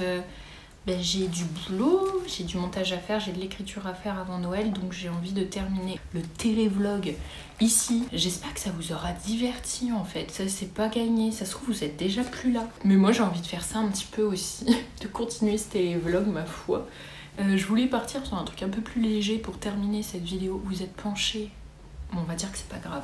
En fait, il y a 2 jours, je crois, 2 ou 3 jours, j'ai posté en story privée sur Insta, des os celleux qui n'y sont pas, une histoire avec un de mes ex, qui est pas fun, hein, clairement, mais que moi j'essaie de dédramatiser parce que sinon je devienne fou. Et en fait, ça vous a fait beaucoup rire. J'ai eu beaucoup de DM, et du coup, je me suis dit, vas-y, je vais faire un concept qui existe déjà, mais mon ex a déjà, parce que j'ai pas mal d'ex. Attention. Bon, par rapport à certains, on dira que j'en ai pas beaucoup. Par rapport à d'autres, j'en ai beaucoup. Pour vous dire, j'en ai... Je crois que c'est tout. J'ai l'impression d'en oublier un. Bon, on va dire 14. 14 plus mon copain actuel. Donc, j'ai eu 15 personnes dans ma vie. Dont quelques-uns qui sont pas officiellement des ex, mais que j'ai fréquenté pendant un moment. Enfin, en gros, il y a une relation où je suis restée 6 ans avec la personne. Il y a une relation où je me suis fiancée. Il y a une relation où j'ai tout quitté pour la personne, il y a une relation que j'ai vécue à l'étranger. Voilà, il y a tout un tas de trucs divers et variés qui me sont arrivés dans la vie, donc les personnes ne se reconnaîtront pas parce que ils sont plusieurs à avoir fait les mêmes bévues, voilà. Et vous non plus, si vous connaissez mon entourage, vous saurez pas forcément de qui je parle parce que ça va être très anonymisé et qu'ils sont nombreux à avoir fait les mêmes choses. Donc voilà. Aussi, on n'est pas là pour... Enfin voilà, c'est pas pour faire chier dans les chaumières. J'ai mes traumas à cause de ça, on va pas se mentir. Juste rapido, je vous rappelle que j'ai eu des cas de violence physique, verbale, sexuelle dans mes relations de couple. Et donc, certaines de ces choses sont arrivées dans le contexte de relations violentes. Donc, je préfère le prendre à la rigolade, dans le sens où, dans la vraie vie, je le prends absolument pas à la rigolade. Mais il y a des choses, quand je les raconte, je préfère le dire avec le sourire, parce que déjà, ils ont fait des choses bien plus graves, hélas. Et que j'ai aussi envie de dédramatiser certaines phases de mon passé, parce que sinon je ferais la 9e, 8e dépression de ma vie, voilà. Et surtout que ça fait 6 ans que je suis, non, depuis 2016 que je suis en psychothérapie pour plein de ces sujets, enfin des sujets plus gros mais qui concernent ces personnes, enfin pas que pour ça la psychothérapie, mais il y a ça aussi dedans.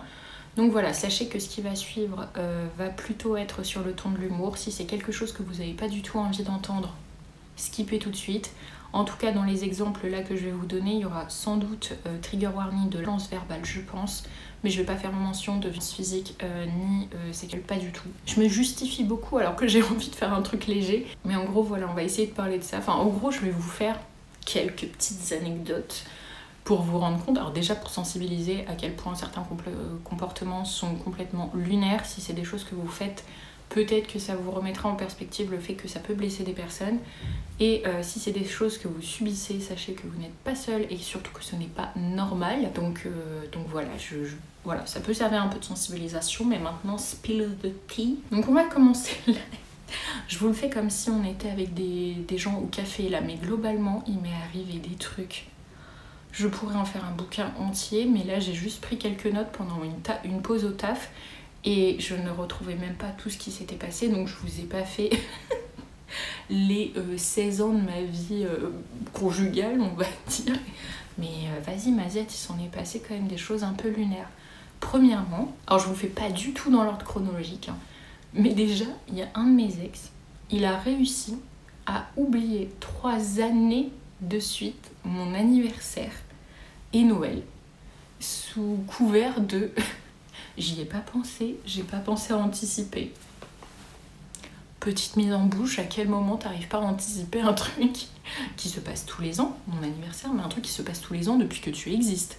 Noël, en tout cas dans ta culture, c'est quelque chose que tu fêtes. Donc voilà, et le mec avait fini par m'offrir un cadeau en me disant tiens, pour ton anniversaire et pour Noël que j'ai oublié, et le mec c'est un peu offusqué que son cadeau ça me plaise pas en fait, parce que la raison pour laquelle il m'offrait ça c'était parce que ça m'avait gonflé. Et dans l'idée je voulais pas forcément qu'il me fasse un cadeau à mon anniversaire et Noël, mais déjà me le souhaiter, une petite attention, tu vois, c'est pas une question d'avoir un cadeau ou quoi, mais sens-toi concerné par ma personne.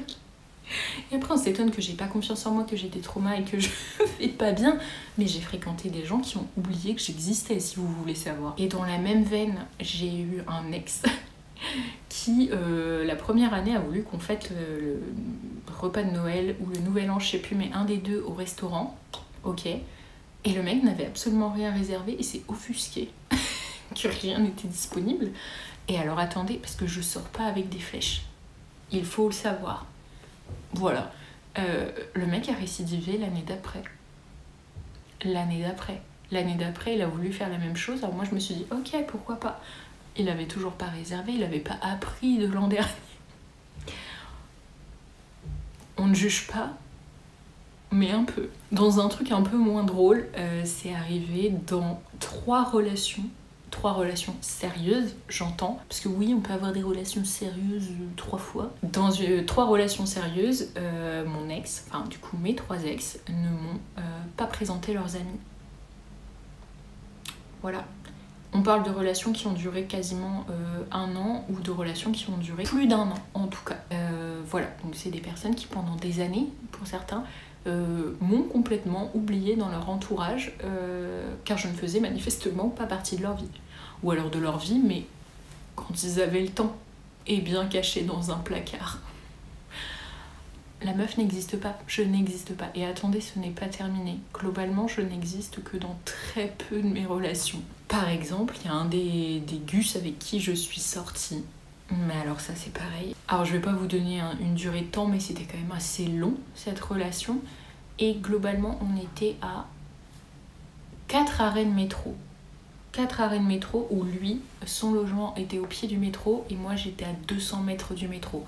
Donc globalement on était vraiment pas loin l'un de l'autre. Et il est venu chez moi 4 fois. Et moi je suis allée chez lui 3 fois par semaine pendant toute la durée de la relation. Parce que tu comprends, il faut sortir de chez soi, descendre les marches, acheter un ticket de métro, prendre le métro, remonter des marches, marcher jusqu'à chez moi, monter 2 étages. Et c'était là ce que je viens de vous dire, le réel argumentaire. On était sur une personne, alors lui il faudrait presque que je fasse... Vous voyez le mec dans mon roman, le petit chat?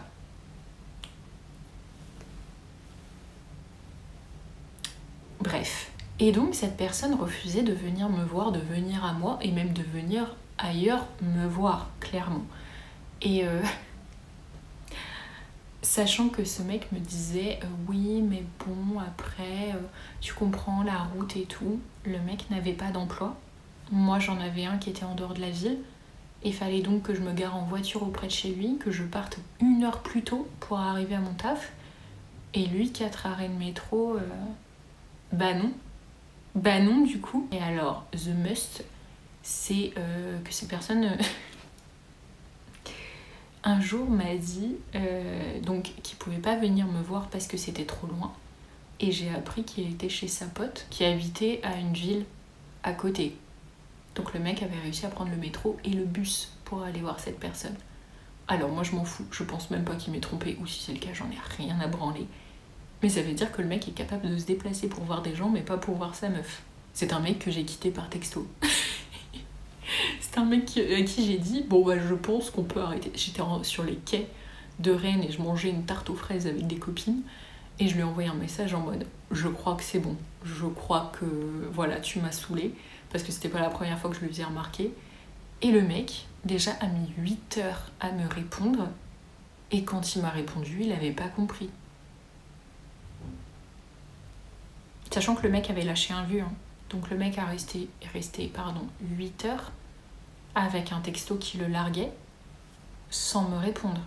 Et quand il a fini par comprendre par message, ça a duré 2-3 échanges de messages, il m'a appelé 2 jours plus tard parce que une de ses potes lui avait dit je t'appelle parce que apparemment on ne peut pas se quitter comme ça, il faut qu'on parle, ça se passe comme ça. Et je lui ai dit mais t'as quelque chose à me dire du coup? Et il m'a dit bah non. Je lui ai dit pas moi non plus. Voilà, il m'a appelé parce que je l'avais largué, parce qu'une de ses potes lui avait dit. Pas les plus fut-fut, je vous l'accorde. Je rappelle que cette relation a duré des mois et des mois, quand même. Dans la même vibe. Ah, attention, vieux quand même. J'ai un de mes ex qui refusait de me voir si j'arrivais à la gare et que je n'étais pas... parce qu'on n'était pas dans la même ville, relation à distance et tout. Y a un mec qui a refusé de me voir. Pareil, relation qui a duré des mois. Et il a refusé de me voir parce que je lui avais dit que j'avais pas eu le temps de me maquiller, parce que sinon j'allais louper mon train. Et moi, complètement sous emprise, pour le coup, cette relation, j'étais vraiment sous emprise. Je suis allée acheter un mascara et tout au Yves Rocher de la Gare. Pour vous dire. Ce même mec, d'ailleurs, a fait du chantage affectif pendant un long moment parce que je n'étais pas blonde et que lui fantasmait sur les blondes et que je ne portais pas de talons. Qui est devenue blonde ? Qui s'est mise à porter des talons alors qu'elle n'en portait plus ? Voilà. Même mec qui m'a harcelée pendant 2 ans derrière. Sans surprise. Bon, il a terni l'ambiance, lui. On y retourne. Enfin, terni l'ambiance. Je suis un peu gênée parce que je suis dans un logement partagé à Toulouse et du coup, j'ose pas du tout parler fort. Donc l'ambiance, il n'y en a pas trop. Mais j'essaye. Ah oui. Donc ça, j'en ai parlé en story privée. Il y a un mec. Je vais pas donner le pays parce qu'il va se reconnaître. La relation la plus courte que j'ai vécue. J'ai rencontré un mec à une soirée. Personnellement, j'ai eu le coup de foudre. Mais le coup de foudre. C'est-à-dire que c'est la relation la plus express que j'ai eue, mais une de celles que j'ai eu le plus de mal à oublier. La durée de la relation ne fait pas tout. Sachez-le. Et donc ce mec, soirée incroyable, vraiment incroyable. Voilà, je crois qu'on s'embrasse, mais je suis même plus sûre.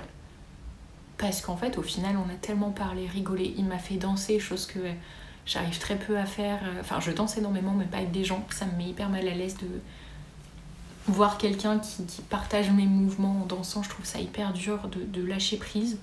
Et c'est le premier mec qui a réussi à me faire danser avec lui. Enfin bref, c'était trop bien. Et ce mec n'habitait pas dans le même pays que moi. Bon, pas hyper loin, je vous l'accorde, mais pas dans mon pays. Et donc voilà, on passe le week-end, la soirée se termine et tout. Je prends même pas son numéro, je crois, parce que je me suis dit, bah, il habite ailleurs, on va jamais se revoir, je vais avoir mon cœur brisé, mais c'est ainsi, c'est la vie. Et je ne sais plus comment, il a eu mon numéro, je crois, et il m'a écrit. Ou alors on s'était donné nos numéros, je sais plus, mais... Non. On s'était dit au revoir à la soirée et il était revenu me voir pour me demander mon numéro. Et bref, on passe donc une semaine à se parler, à s'appeler également tous les jours. Donc quand même relation entamée, voyez-vous. Il prend un billet d'avion. Il vient me voir pour qu'on passe un week-end ensemble. Il organise tout parce qu'il avait du fric et pas moi. Donc il loue un logement trop cool, il me paye des restos. C'était trop bien. On a été dans des bars jouer aux fléchettes. Je sais que tout le monde s'en branle, mais moi j'adore jouer aux fléchettes dans les pubs. On a fait... vraiment c'était trop bien. On a fait que de se balader et tout.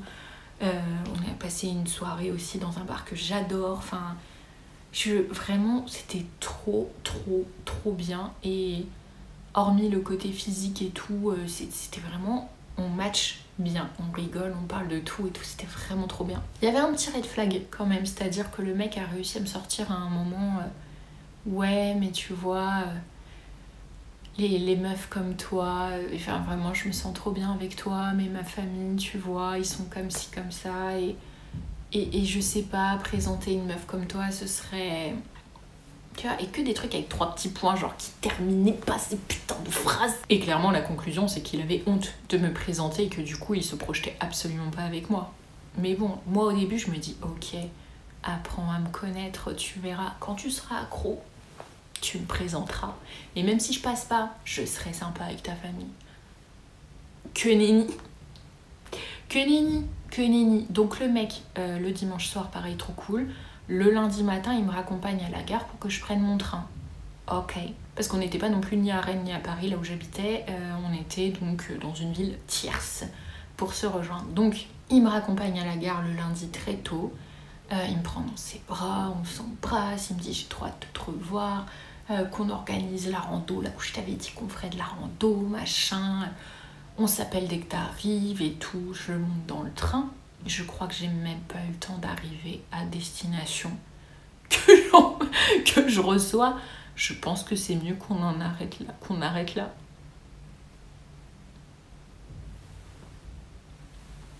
Assimilez l'info s'il vous plaît, parce que moi j'ai mis du temps avec mon cœur brisé.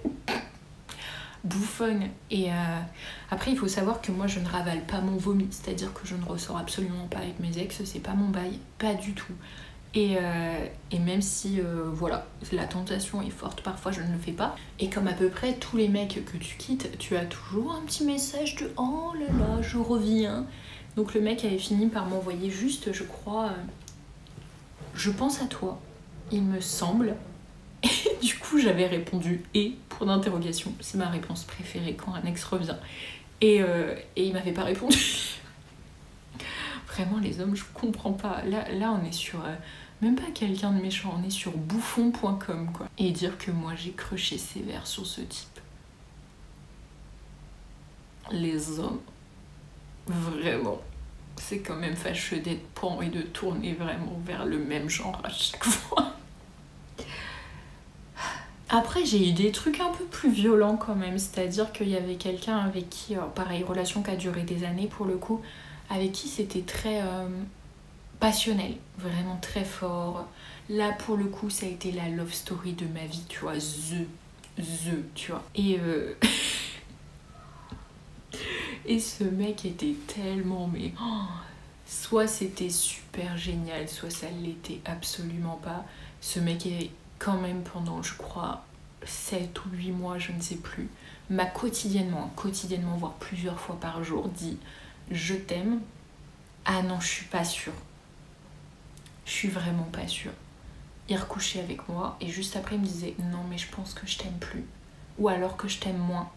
Et le lendemain j'avais non mais je t'aime, t'es la femme de... Truc lunaire. Mon cœur, moi vraiment j'étais dans un état pitoyable, j'ai perdu 10 kilos, enfin un classique. Oh il y a un autre truc avec lui aussi. Donc bref, c'était très conflictuel. Et dans ce contexte de moi c'était l'homme de ma vie. Et lui manifestement j'étais le radeau percé de sa vie. J'étais dans un état monstre d'anxiété folle et d'insécurité de ouf, puisqu'il était à ça de me têche tous les jours, mais en même temps à ça de m'épouser tous les jours, tu vois. Et donc le gars, il me laissait pleurer toutes les larmes de mon corps quand j'allais pas bien. Et généralement, il m'incitait un petit peu à aller dehors. Et après, je pleurais au pied de notre immeuble pendant des heures seule, parce que penses-tu que ce serait un garçon qui finirait par aller te voir? Non. Pourquoi? Je ne sais plus gérer l'état dans lequel tu es. C'est peut-être un peu trop dur pour moi, c'est peut-être pour ça que je t'aime moins. Ne jamais baser son amour sur les problèmes de santé mentale de quelqu'un, ça n'a aucun rapport. Si tu m'aimes plus, il n'y a pas de problème, mais c'est pour autre chose. Les gens sont dingues. Et donc, pour penser au fait de s'engager avec des gens, donc ça me fait penser à autre chose. Donc j'ai un ex qui un jour, donc je me suis fiancée à cette personne, j'en ai pas parlé à mon entourage, enfin à quelques personnes en vrai, mais j'ai pas eu le temps, parce que la relation a été sabotée, abandonnée, mise à mal. Et donc bref, on a quand même été fiancés plusieurs mois, on avait regardé les papiers pour se marier, on avait regardé des lieux où le faire. Et quand on a rompu, moi je me suis quand même vénère parce que on a rompu dans une dispute, enfin c'était un peu compliqué. Et je lui avais quand même dit un truc par rapport à ça. Je lui ai fait, mais gars, on est fiancés. Enfin, je sais plus comment je l'ai formulé. Il m'a fait, ah bon? Du coup, j'ai, pardon? Et il me fait, ah non, mais c'était pas sérieux. Ça t'arrive souvent, pendant des mois, de chercher un lieu, pour te marier, quand c'est pas vrai. Donc j'ai été faussement fiancée. Sachez-le. Ça a fait partie du moment où du coup ça correspond à mes points d'interrogation. Là j'ai dit ok et j'ai claqué la porte et je ne suis jamais revenue.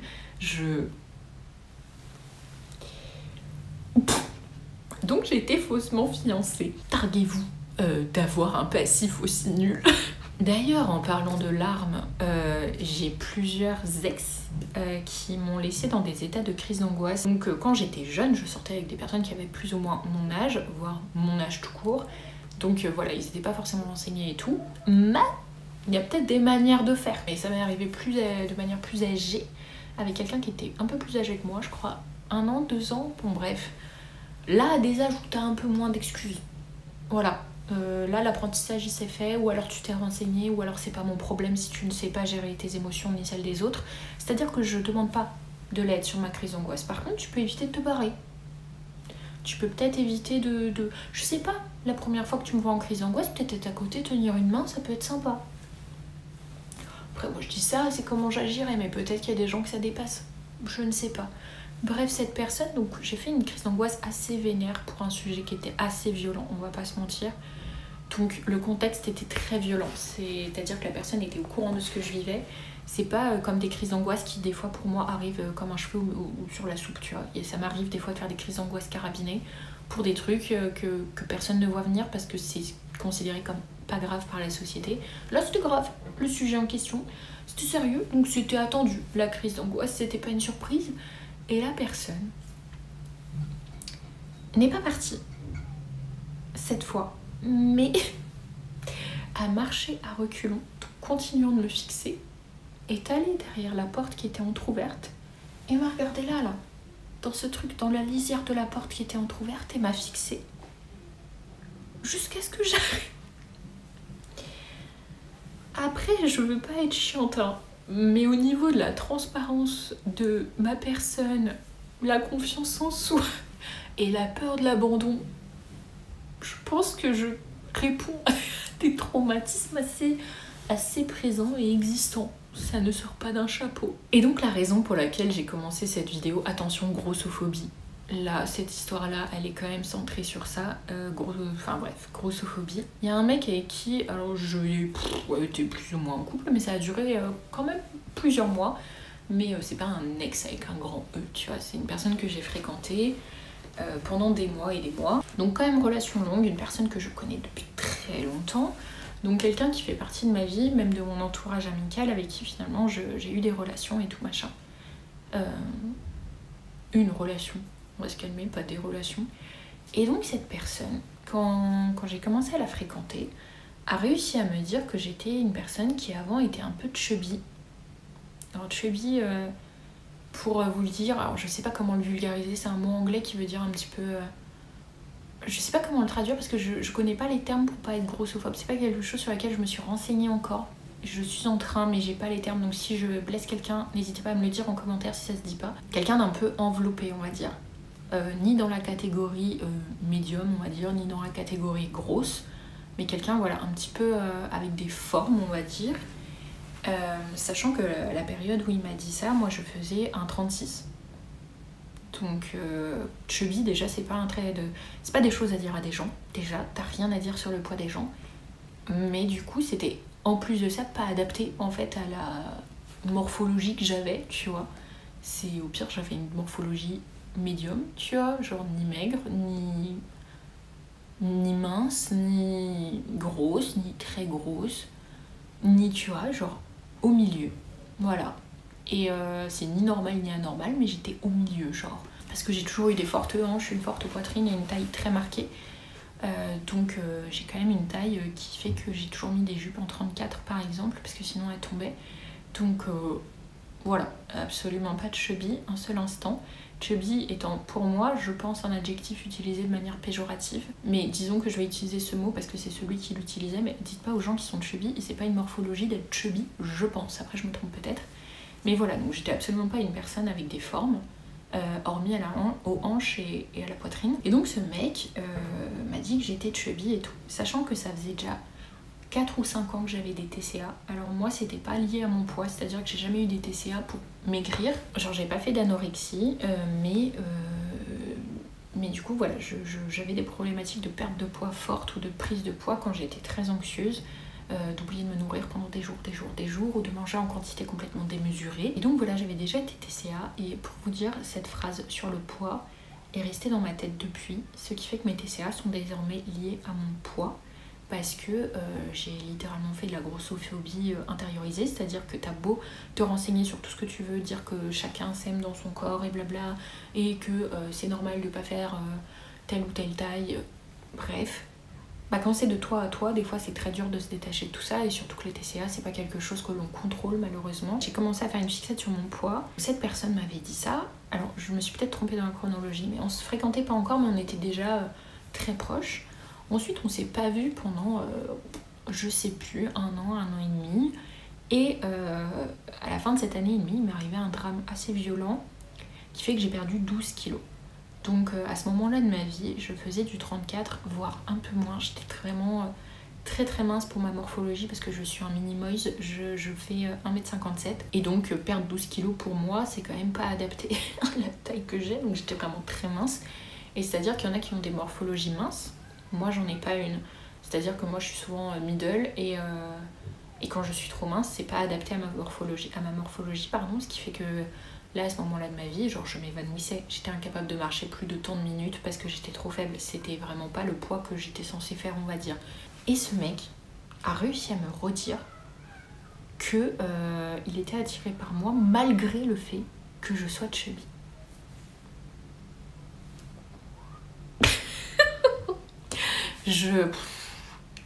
Voilà. Et mes TCA, depuis, je passe plus une journée, à part quand je suis en déplacement, où je ne me pèse pas pour savoir exactement quel poids je fais, et ça influe sur mon alimentation. Je ne fais pas de régime, mais je suis obsédée par mon poids depuis, parce que en fait j'avais déjà un terrain fertile à cause de ça, dû à mes TCA déjà existantes, et le mec il a fait que de paf, on va les empirer. Donc rendez-vous compte que des fois une phrase ou deux peuvent suffire à détruire une personne, d'autant plus quand c'est une personne qui est censée être attirée par vous et qui sont censés donc aimer ce que vous êtes. Je déteste ce type. Dans la même veine, on a quand même des ex qui ne proposaient jamais de me voir, qui oubliaient de répondre à mes messages. J'ai un ex qui pendant des années n'a jamais décroché le téléphone, jamais. Il répondait à mes messages, mais jamais je n'ai pu l'avoir au téléphone alors qu'on était en relation à distance. Et jamais il m'a dit qu'il aimait pas le téléphone ou qu'il avait peur du téléphone. Non, par hasard, il n'avait jamais le temps de répondre pendant des années. Bref, et alors je parle même pas des ex qui... Oh, bah j'ai oublié mon chargeur avant de partir en vacances. Donc toi en fait d'un seul coup t'as plus de nouvelles pendant 15 jours et tu sais pas pourquoi, tu sais pas comment, et tu t'inquiètes comme une bouffade. Mais non, le mec il revient comme une fleur. Ah, j'ai pensé à toi, c'était cool ces vacances, faut que je te les raconte. Ah d'accord. Mais envoie un petit texto pour dire que t'es pas téléphone, préviens que tu veux passer des vacances tranquilles, que je sois au courant, que je m'inquiète pas. Je sais pas. Pour moi on n'était même plus ensemble en fait. j'avais été ghostée. Mais non, en fait, on était ensemble mais j'étais pas au courant. Mais à cool. Mon appareil photo a décidé de m'embêter, du coup le cadre a sans doute changé et je me rends compte d'ailleurs que vous avez l'écran dans mes yeux depuis tout à l'heure. Mais là je pense que j'ai les traces de mon fond de teint de la journée avec les lunettes.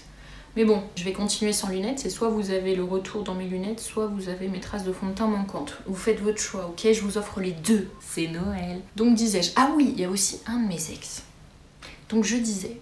Enfin non, je vous ai pas dit, mais bon bref. J'étais en train de dire, avant que mon appareil photo décide de vivre une vie alternative, je reste pas amie avec mes ex, pas parce que...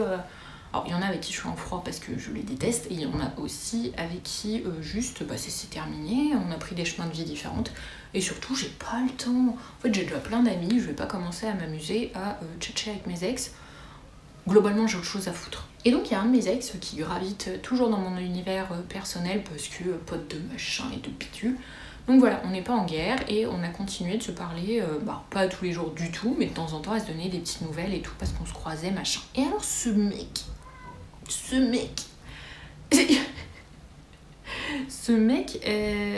alors déjà c'était un peu un beauf, on va pas se mentir.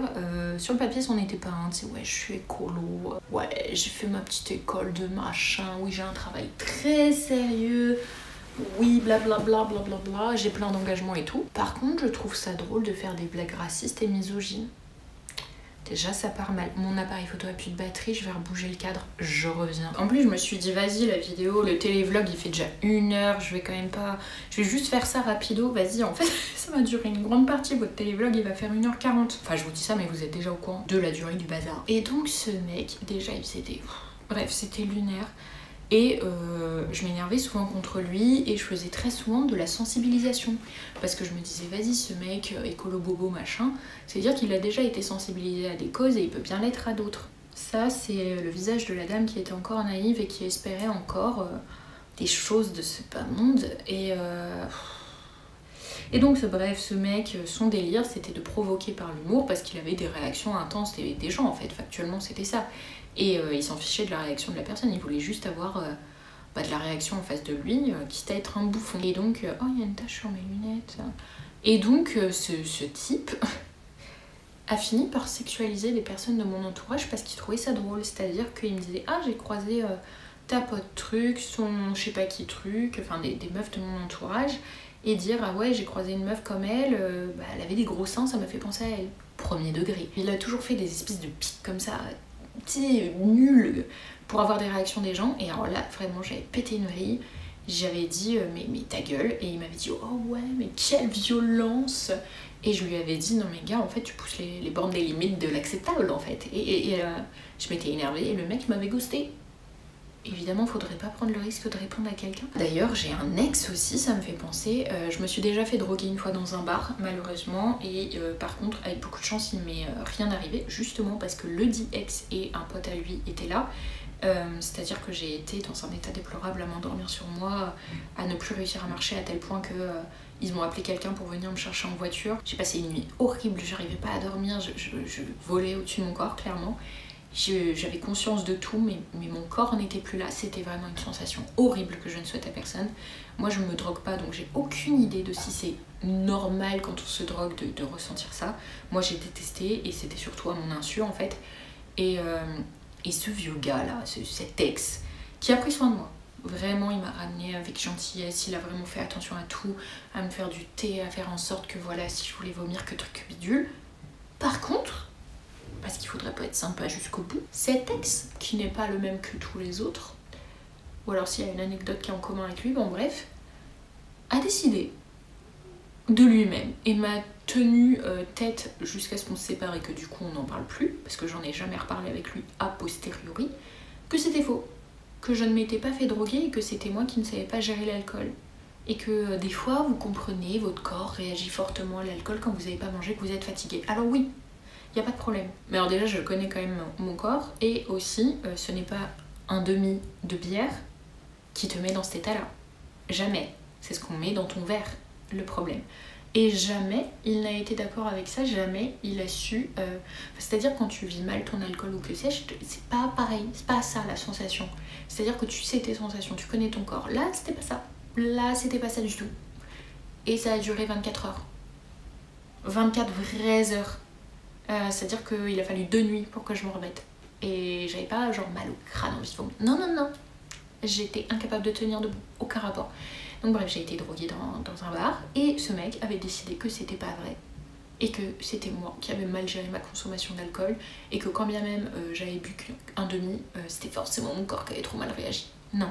Non, non, non. Il y a plein de fois où ton corps réagit mal, tu le sais. Tu le sais parce que tu te connais déjà. Mais non. Mais non, je disais ah mais non, mais c'est parce que tu vois le mal partout, parce que les gens sont pas aussi méchants.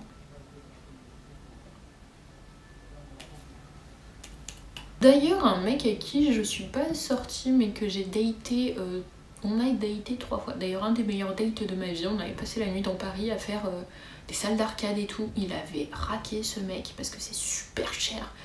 Et que moi je lui avais dit mais gars j'ai absolument pas les moyens de faire ça et que bref on avait fait ça pour nous, c'était trop bien. Et bref on s'était revu à un autre date chez lui. Le mec avait rien à bouffer, c'est-à-dire que le mec m'invite, il avait rien à bouffer. Il avait prévu qu'on joue aux jeux vidéo ensemble, donc moi j'étais grave chaude, c'est pour ça que j'étais venue. Et avant, bon bref on était censé bouffer avant de jouer et le mec il avait rien à bouffer. Du coup il m'avait fait des pâtes à quoi? Donc il avait des pâtes à rien, pas de beurre, pas d'huile, rien. Et il m'a dit bah attends je vais trouver un moyen de te donner du goût à ce truc. Et alors rien de salace ou je sais pas quoi, hein, vous inquiétez pas. D'ailleurs on sait même pas, enfin il sert à rien passer avec ce mec. Et je crois qu'on s'est au moins embrassé. Et donc il revient avec son plat de pâtes et j'étais là mais... Et il avait coupé des petits biscuits. Il avait coupé des petits biscuits pour les mettre dans les pâtes. Sachant qu'à la base ce mec, donc on s'est rejoint devant chez lui.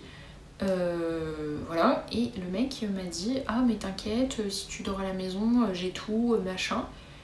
Et je lui ai fait ah ok machin, et il me fait ah non j'ai pas de PQ mais c'est pas grave.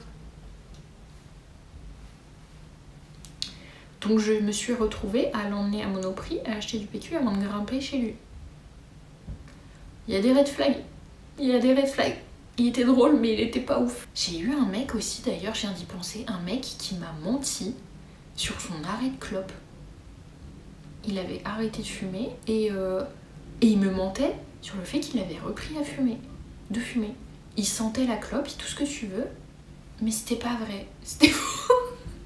C'était trop bizarre ça aussi. Ah, j'ai des ex qui m'ont dit que j'étais moche aussi, bien évidemment, un classique sans nom. J'ai eu un ex qui parlait du fait, enfin qui critiquait le fait que je voyais trop ma famille. On est 5, évidemment que ma famille je la vois beaucoup, enfin que mes parents je les vois beaucoup puisque je n'ai que en fait. Donc bref, et puis si je veux voir beaucoup ma famille c'est mon problème, ce n'est pas le tien. Parce que j'ai beau être très famille, ça ne m'a jamais empêché de vivre ma vie. Je suis très détachée de ma famille, ça m'a pas empêché de vivre à l'étranger, de partir des mois et tout machin.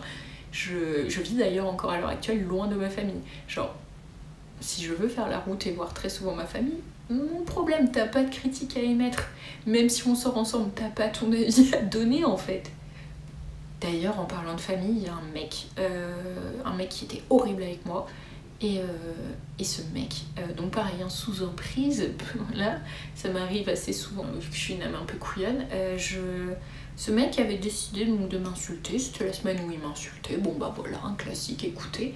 Et j'étais dans le train pour aller voir ma famille pour Noël, et ce mec m'a fait alors la pure engueulade de la planète, me gueuler dessus, mais par SMS, passif-agressif. Je vous en avais déjà parlé, mais ma grand-mère a fait de l'épilepsie amnésique, c'est-à-dire qu'elle oublie des parties de sa vie pendant des crises. C'est-à-dire que ça revient, c'est pas comme Alzheimer, ça s'en va, ça revient et tout. Et donc quand cette maladie n'avait pas encore été diagnostiquée, pardon, c'était hyper violent à vivre pour nous parce qu'elle nous oubliait régulièrement, qu'elle n'était pas sous traitement, donc c'était archi violent pour elle, épuisant et tout ce que tu veux, dangereux même pour elle. Et moi j'étais morte d'inquiétude. Honnêtement c'est une des pires, c'est la pire période de ma vie. J'ai des traumas, j'ai tout ce que tu veux, j'ai vécu l'enfer sur certaines situations. Voir ma grand-mère dans cet état, ça a été la pire chose de ma vie, la pire épreuve. Il n'y a aucun doute là-dessus. Et ce mec, pendant donc Noël déjà, une engueulade d'un mec sous emprise, m'a baratiné a monologué pardon, pendant des heures que je mentais sur la maladie de ma grand-mère, à tel point qu'il a fallu 1 an de psychothérapie pour que je comprenne que non, j'en avais pas fait trop, et que oui, j'avais réellement vécu un truc horrible parce que ma grand-mère vivait un truc horrible. Genre le mec avait réussi à me brainwash à tel point que j'étais même plus sûre de l'intensité de la maladie de ma grand-mère, s'il te plaît. D'ailleurs, ça me fait penser que j'ai aussi un ex quand je bossais dans une entreprise gigantesque. Je vais pas vous parler de laquelle, mais vraiment, les locaux étaient immenses. Et ce mec, c'était déjà mon ex à l'époque, s'amusait à être comme par hasard en permanence dans la salle où j'étais. Parce que c'était une entreprise où on bougeait régulièrement de salle et tout, enfin bref. Et ce mec était comme par hasard jamais positionné sur des créneaux qui étaient les miens au même endroit, mais était toujours dans la même pièce que moi pendant des semaines. Archi flippant, archi flippant. Il m'a suivi jusqu'à chez moi d'ailleurs. Archi flippant. D'ailleurs, en parlant de zozo, quand je dis zozo, hein, minimisez pas l'affaire, ce sont des types dangereux, c'est grave ce qu'ils font, c'est juste que moi là je vous le raconte. Voilà, parce que on a envie de faire un listing. Et donc il y a eu plusieurs de mes ex qui ont été persuadés aussi que je sortais avec eux pour de la thune, que je voulais trouver un sugar daddy clairement, alors qu'il y en avait un qui était en BTS, donc avec un salaire en apprentissage, et un autre qui était smicard. Alors à cette époque j'étais aussi smicarde, hein. Y a aucun problème avec ça. Par contre, crois pas que je sors avec un smicard pour sa thune. J'ai des potes qui gagnent un peu plus d'argent et avec qui la porte n'est pas fermée. Je n'aurais pas choisi le smicard. Il y a un moment donné, il faut descendre un peu au niveau de l'ego. Sachant qu'il y a un d'entre eux qui, au final, devait 2000 € à ma personne, plus 1000 balles à ma grand-mère à la fin. Qui l'a remboursé, je vous l'accorde, mais... D'ailleurs, ce même mec, la raison pour laquelle je lui ai prêté de la thune, c'est parce qu'il m'a menti sur ses problèmes d'argent. C'est-à-dire qu'il faisait que de me dire si, on peut faire ci, on peut faire ça, je paye. Et en fait, il s'est mis dans la merde. Et il s'en est rendu compte et il a continué. D'ailleurs, s'il y en a un de tout ça qui passe par là, parce que je sais qu'il y en a qui zonent, il y en a quand même 2 de mes ex qui m'ont écrit pour me dire qu'ils avaient trouvé ma chaîne YouTube, dont un qui a trouvé ça fun, donc coucou si tu passes par là, et un qui m'a fait un petit passif agressif de au fait, j'ai vu que t'avais une chaîne YouTube, j'espère que tu vas bien. Ah ouais, ça va, et toi? Ah ouais, mais j'ai vu que tu parlais de ci et de ça dans ta vidéo, moi j'aimerais comprendre, on était ensemble à cette période et blablabla. Mec, tu fais semblant de demander des nouvelles parce que tu as capté que je critiquais un des comportements que tu avais eu. Mais ferme ta gueule. Déjà, t'es en train de t'afficher le fait que t'es en train de me stalker. En plus, tu te plains que sans te nommer, sans géolocaliser, sans dater, sans truc, je dis que ton comportement a traumatisé une personne. Il y a un moment, faut se taire, non? Je propose. Je propose. Après, évidemment, j'ai eu aussi pas mal d'ex qui ont été jaloux de mon meilleur ami. J'ai eu un meilleur ami pendant 10 ans et qui en a fini par se fâcher parce que monsieur est devenu un petit peu trop droitier. Voilà. Et donc bref, c'était quelqu'un que je voyais quasiment tous les jours et tout, et en fait j'avais des relations amoureuses très souvent à distance, donc ça ne gênait absolument pas que je vois mon meilleur ami quasiment tous les jours. J'avais le temps, je n'avais pas quelqu'un d'autre à voir, pourquoi pas. Et en fait j'avais absolument pas le droit de le voir après une certaine heure, j'avais pas le droit de dormir chez lui par exemple. Ah ouais, mais moi sauf si je dors chez lui, en fait c'est pas parce que j'aime dormir chez lui, c'est parce que j'ai peur de rentrer la nuit, en fait. Donc toi tu préfères que je rentre à 3h du mat' sans véhicule, avec des transports en commun un peu aléatoires, attendre 1h30 un arrêt de bus, plutôt que de dormir sur le canapé de mon meilleur pote. Je préfère me voir en danger que dans le salon de mon meilleur pote. Après voilà, j'ai quand même eu des ex qui m'ont dit qu'ils me sentaient pas capable d'avoir ma licence de psycho, qui pensaient que j'étais pas assez bonne. Je parle pas forcément des personnes que j'ai fréquentées durant ma licence, hein, des gens avec qui aussi j'en ai parlé des années avant en disant ah tiens j'aimerais reprendre la psycho, ah non je pense pas que t'en sois capable, merci. Et donc voilà, j'ai eu du chantage aussi évidemment sur des trucs qui étaient pareil en relation à distance, également du chantage pour faire en sorte que ce soit moi qui rejoigne la dite personne, parce qu'il faudrait pas que ce soit l'inverse, parce que la relation à distance ne leur convenait pas, alors qu'ils savaient dès le début qu'il y en aurait, et qu'au bout de 15 jours finalement ah bah non mais viens, bah non en fait j'ai une vie, et qui après te font du chantage hardcore. Ouais. Les mecs qui te disent ah ouais je suis trop droguée, je suis dehors, j'arrive pas à rentrer chez moi, et qui après oublient de te répondre pendant 3 jours. Donc toi t'es mort d'inquiétude, c'est vraiment un plaisir. Ah il y a eu un mec aussi qui a fouillé dans mes affaires, et qui en lisant mes notes m'a pas autodiag, il m'a lui-même diag une dépression. Voilà. Pour qui te prends-tu? Pour qui te prends-tu? Et alors, le principal argumentaire pour lequel j'étais soi-disant en dépression d'après lui, c'est parce que je voulais plus coucher avec lui. Alors oui, la baisse de libido peut être un des symptômes de la dépression. Par contre, ce n'est pas parce que tu as un manque de libido ou que tu n'as pas envie de coucher avec quelqu'un, que tu n'as pas à te justifier pour ça, que tu es en dépression. Donc voilà, je vous raconte ça, mais après j'ai eu un ex qui a traversé la France pendant le 2e couvre-feu pour pas que je fête mon anniversaire toute seule, alors que ce mec je le connaissais à peine à ce moment-là. J'ai mon copain actuel qui a organisé mes 30 ans à Édimbourg avec toute ma famille et mes proches, c'était incroyable. J'ai un de mes ex qui m'a offert un voyage en Europe de l'Est parce que c'était un de mes rêves que de voyager en road trip enfin voilà, c'était vraiment trop bien. J'ai eu plusieurs ex qui étaient absolument présents pour toutes mes crises d'angoisse, mes anxiétés, tous les drames qui me sont arrivés dans la vie, parce que j'ai eu beaucoup de drames aussi hors tout ça. Enfin, j'ai eu des ex qui m'ont accompagnée pour porter plainte, pour aller chez le psy. Enfin vraiment, c'était des soutiens auxquels des personnes avec qui j'avais rien à leur demander, qui faisaient ça naturellement et parce qu'ils en avaient envie et parce qu'ils m'aimaient, et c'était vraiment... Je me suis jamais autant sentie exister qu'auprès de certaines de ces personnes. Il y a quand même mon copain actuel qui a annulé ses vacances avec ses potes parce qu'il voulait absolument venir me chercher quand j'étais à 800 km de lui, quand mon van a pris feu, je vous en ai fait une vidéo d'ailleurs, et que j'ai été prise dans l'incendie dans ma voiture. J'ai des ex qui ont organisé des trucs en surprise avec ma famille pour mes anniversaires. Des ex qui sont partis plus tôt de leur taf pour venir en urgence quand il y avait des trucs graves dans ma vie. Des ex qui se renseignaient seuls aussi sur les sujets qui m'importaient, genre en mode imaginons si j'avais dit ah je suis en dépression, ah ok j'avais pas besoin de demander, cette personne lisait tout ce qu'elle pouvait avant de m'en reparler parce que c'était naturel pour elle de se renseigner, d'essayer de comprendre ce que je vivais. Et sur plusieurs sujets, plusieurs de mes ex ont été hyper autonomes là-dessus et c'était vraiment très touchant et très normal surtout. J'ai eu plusieurs ex qui me croyaient aveuglément sur les sujets difficiles que j'abordais. Une personne aussi d'ailleurs qui, quand je lui ai dit que j'avais été violée sexuellement, m'a avoué après plusieurs mois de relation que de toute façon lui, quand il a commencé à me fréquenter, il s'était dit que sans doute qu'on coucherait jamais ensemble parce que j'avais vécu ces traumas et que ça ne l'avait pas empêché de se mettre avec moi, et j'avais trouvé ça incroyable. Alors qu'encore une fois c'est normal de pas coucher avec une personne. Par contre si c'est tes envies en effet d'avoir des relations sexuelles, peut-être mets-toi avec quelqu'un d'autre, mais en effet c'est normal que de pas forcer une personne, rappelons-le. Encore. Et voilà, j'ai eu plein d'ex qui me ramenaient les trucs qui leur faisaient penser à moi en allant en course. Enfin, toujours présents pour tous les événements de ma vie. Des ex aussi qui ne se vexaient pas quand je les invitais pas, parce que moi je scinde beaucoup ma vie entre plusieurs choses. Des fois je veux pas certaines personnes que je fréquente, genre à Noël, parce que j'ai envie de vivre ça qu'avec mes parents, tu vois. Et j'ai plusieurs ex qui jamais se sont vexés de ça, et c'était vraiment trop facile et trop bien d'être avec eux.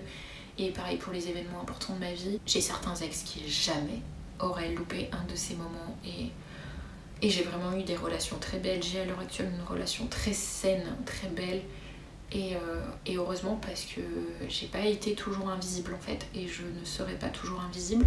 Par contre, il y a des personnes qui m'ont bien fait sentir, car ils le ressentaient comme ça. Enfin, je pense que ces personnes, les 3/4 font pas gaffe et qu'ils sont persuadés que t'es en couple et que c'est comme ça, mais qui te font sentir comme la dernière des merdes ou te font sentir comme si t'étais invisible. Et ça t'emporte les traumas. Par contre, t'as beau avoir des personnes saines derrière, ça efface pas les traumas. Malheureusement, voilà. Bref, si vous êtes encore là, je sais pas, dites le mot... non, Toulouse, on l'a déjà dit. Ex-débile. Voilà, ex-débile. Parce que je pense pas que vous serez beaucoup à être allés jusque-là. J'aimerais bien savoir qui est allé jusque-là.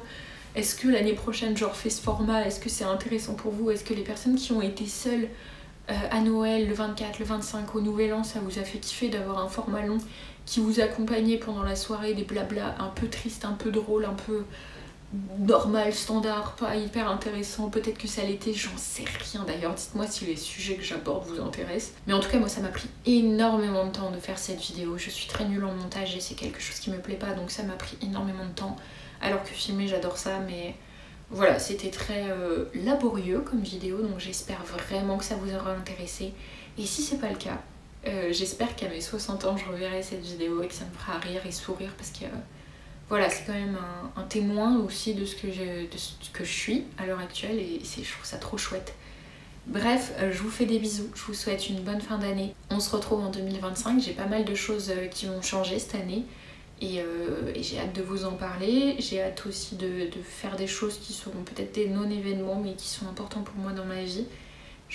Voilà, le chiffre qui m'accompagne depuis toujours, c'est le 5. Et du coup, j'ai envie de croire que cette année sera peut-être un peu plus chouette que les dernières années. Donc voilà, moi en tout cas, je vous souhaite une très belle fin d'année, une très belle nouvelle année. Je vous souhaite plein de belles choses, et si vous n'arrivez pas à vivre du positif tout le temps, c'est normal. Ça veut dire qu'il y aura des phases qui seront plus jolies que le sombre que peut-être vous traversez à l'heure actuelle.